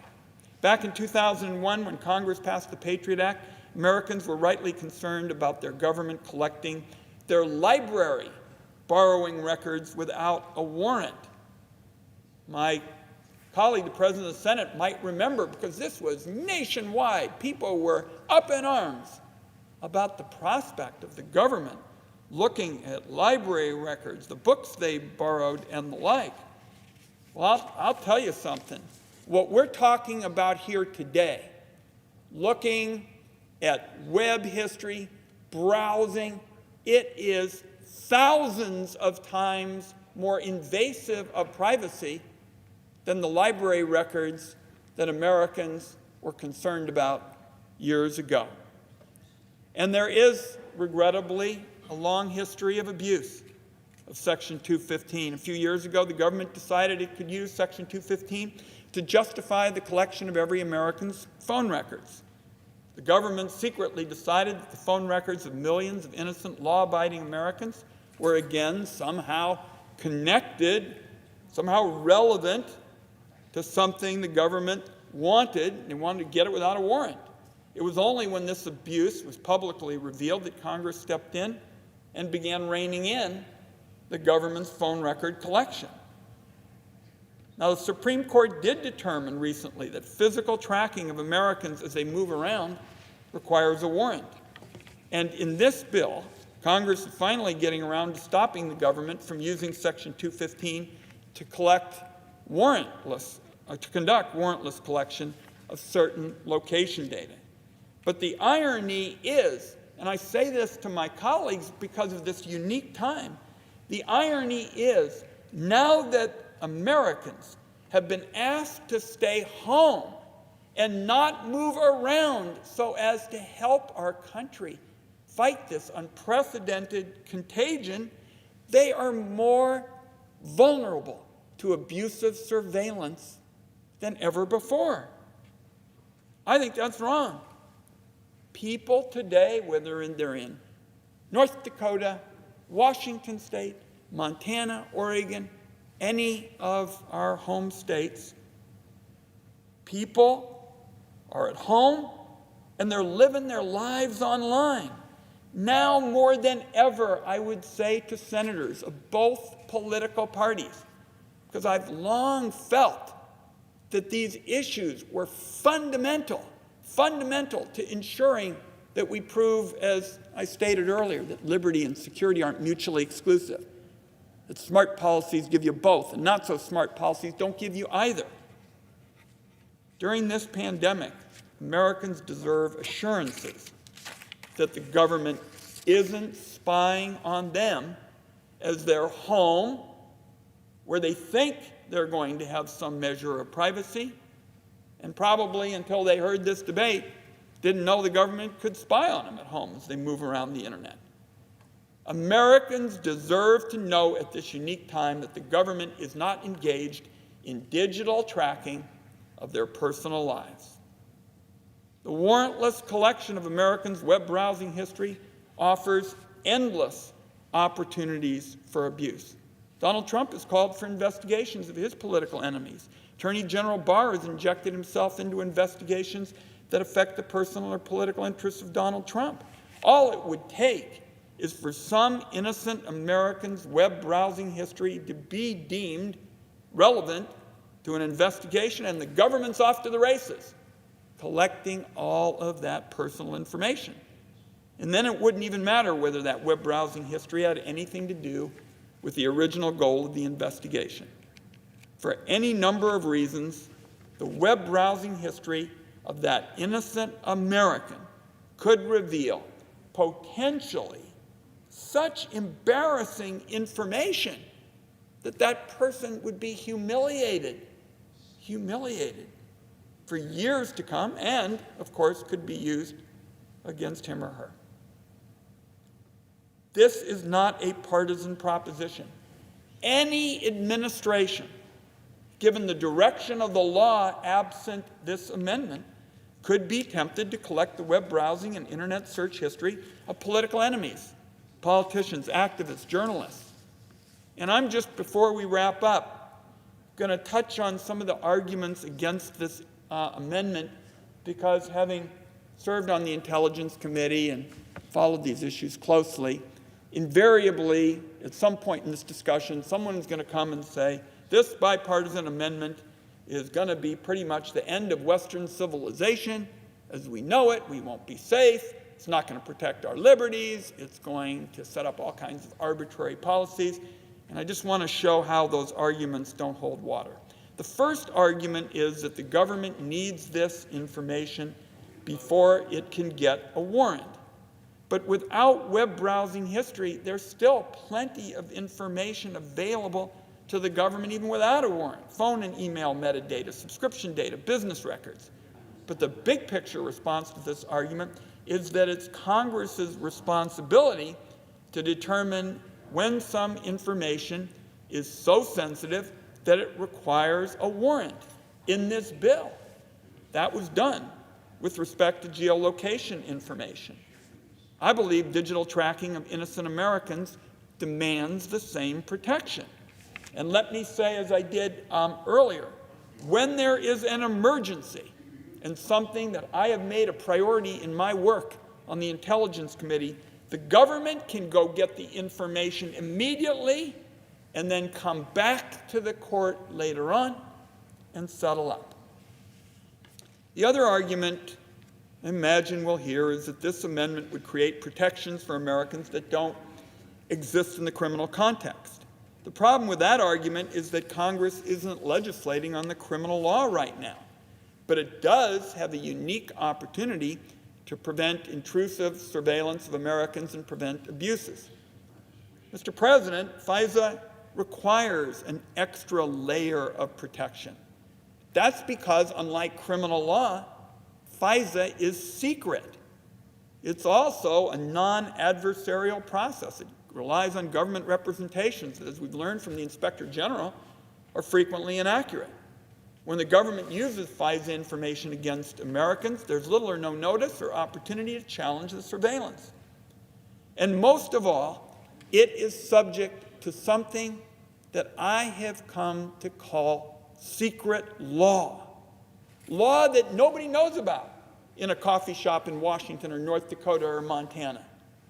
It's basically secretly interpreted, and as I pointed out on the floor in the past, warning the American people about these secret interpretations.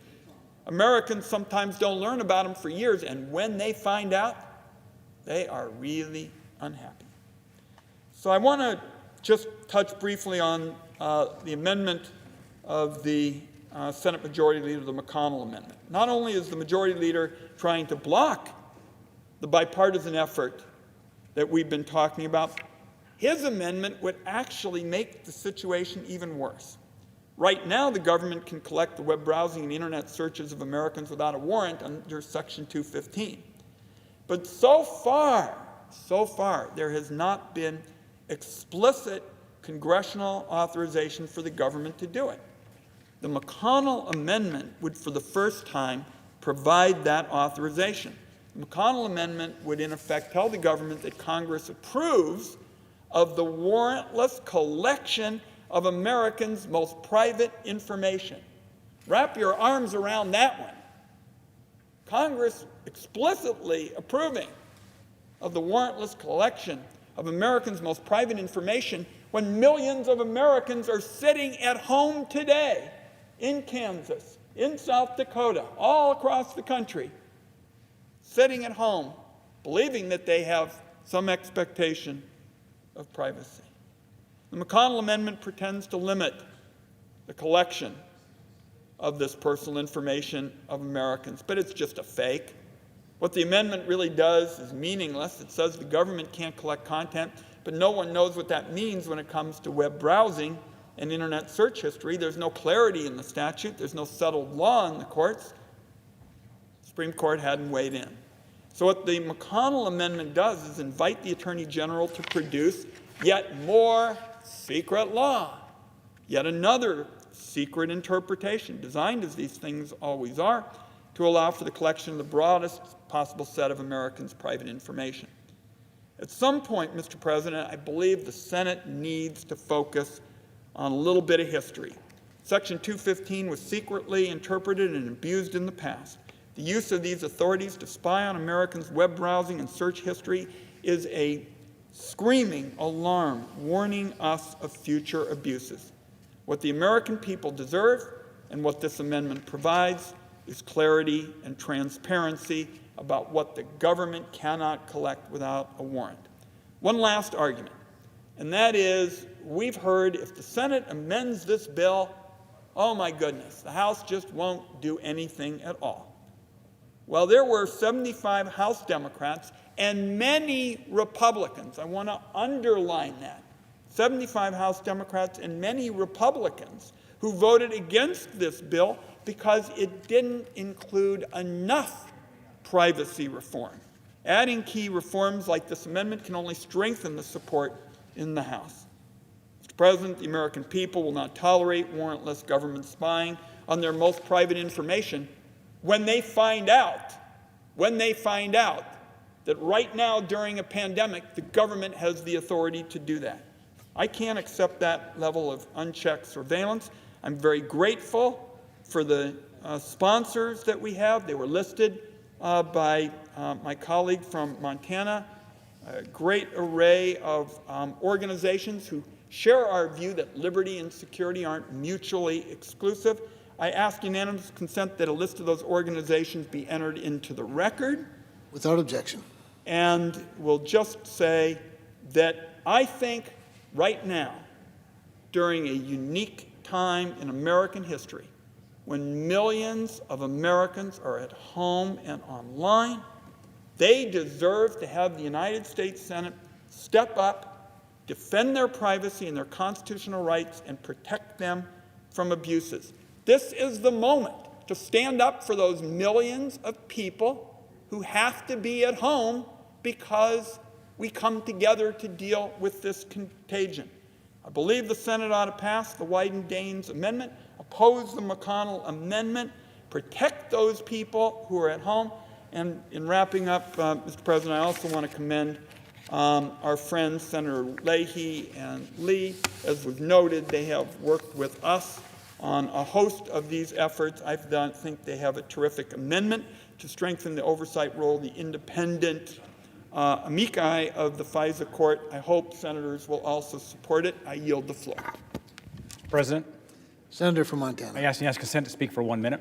Without objection. Mr. President, this amendment is about protecting Americans' privacy. It's about making sure the government isn't intruding into our most private data. It's about respecting the Constitution and the Fourth Amendment. And the Wyden-Daines Amendment simply prohibits the collection of browser and search history data under Section 215. Browser data is extremely personal, it's sensitive, and should require a probable cause warrant to access. This data shouldn't be allowed to be collected behind closed doors with no judicial oversight. We can protect national security and protect the civil liberties and the constitutional rights of Americans at the same time. Plain and simple, if you want to see an American search history, then you better go to the judge and get a warrant. I yield back.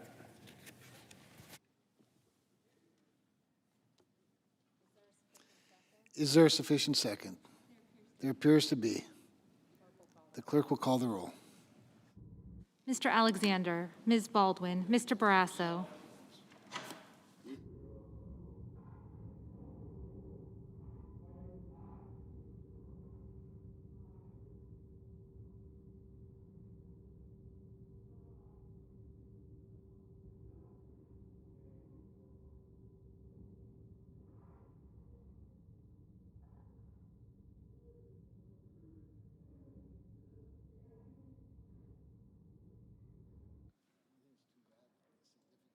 Mr. Bennett.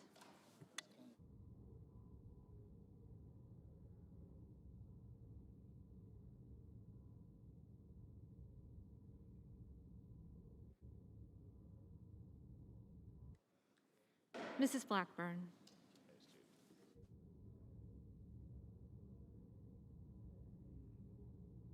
Mr. Blumenthal.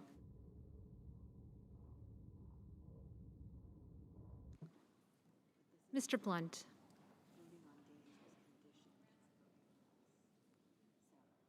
Mr. Booker.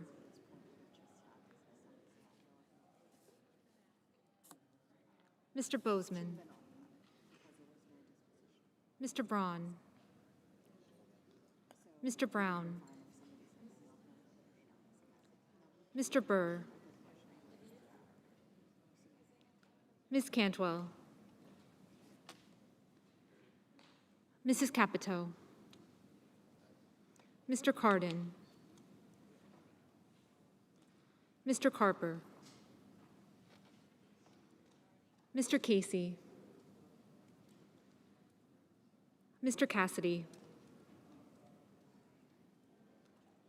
Ms. Collins. Mr. Coons. Mr. Cornyn. Ms. Cortez Masto. Mr. Cotton. Mr. Kramer.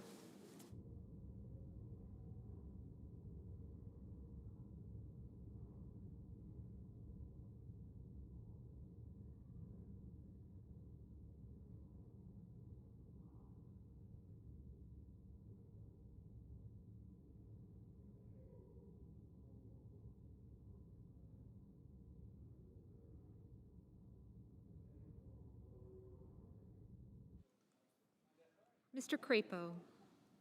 Mr. Cruz. Mr. Daines. Ms. Duckworth. Mr. Durbin. Mr. Enzi.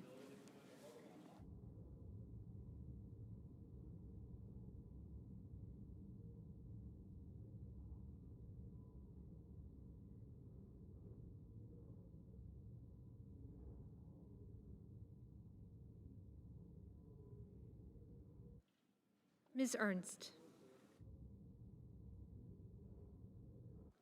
Mrs. Feinstein.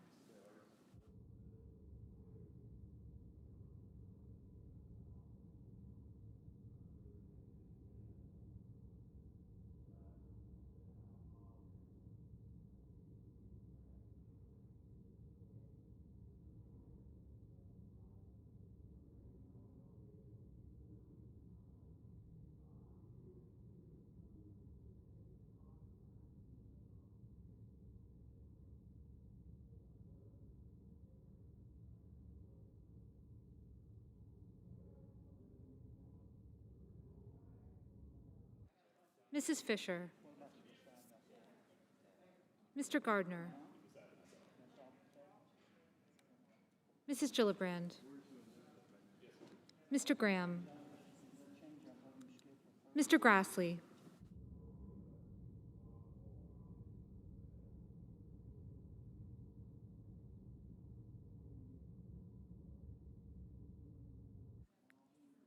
Ms. Harris. Ms. Hassan. Mr. Hawley. Mr. Heinrich. Ms. Hirono. Mr. Hoven. Mrs. Hyde-Smith. Mr. Inhofe. Mr. Johnson. Mr. Jones.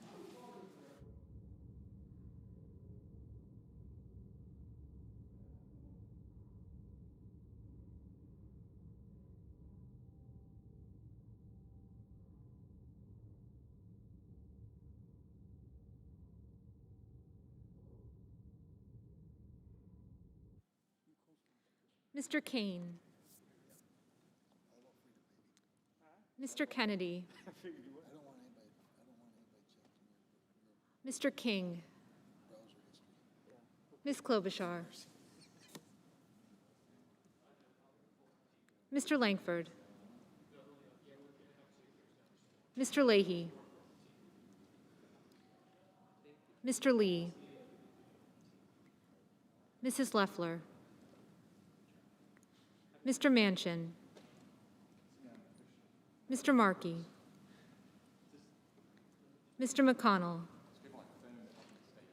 Ms. McSally. Mr. Menendez. Mr. Merkley.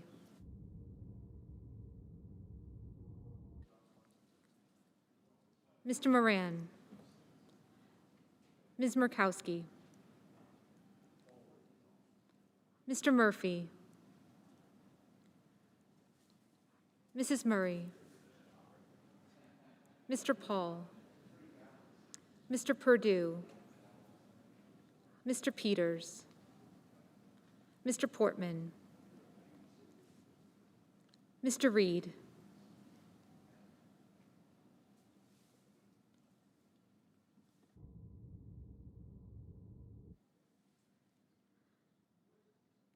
Mr. Risch.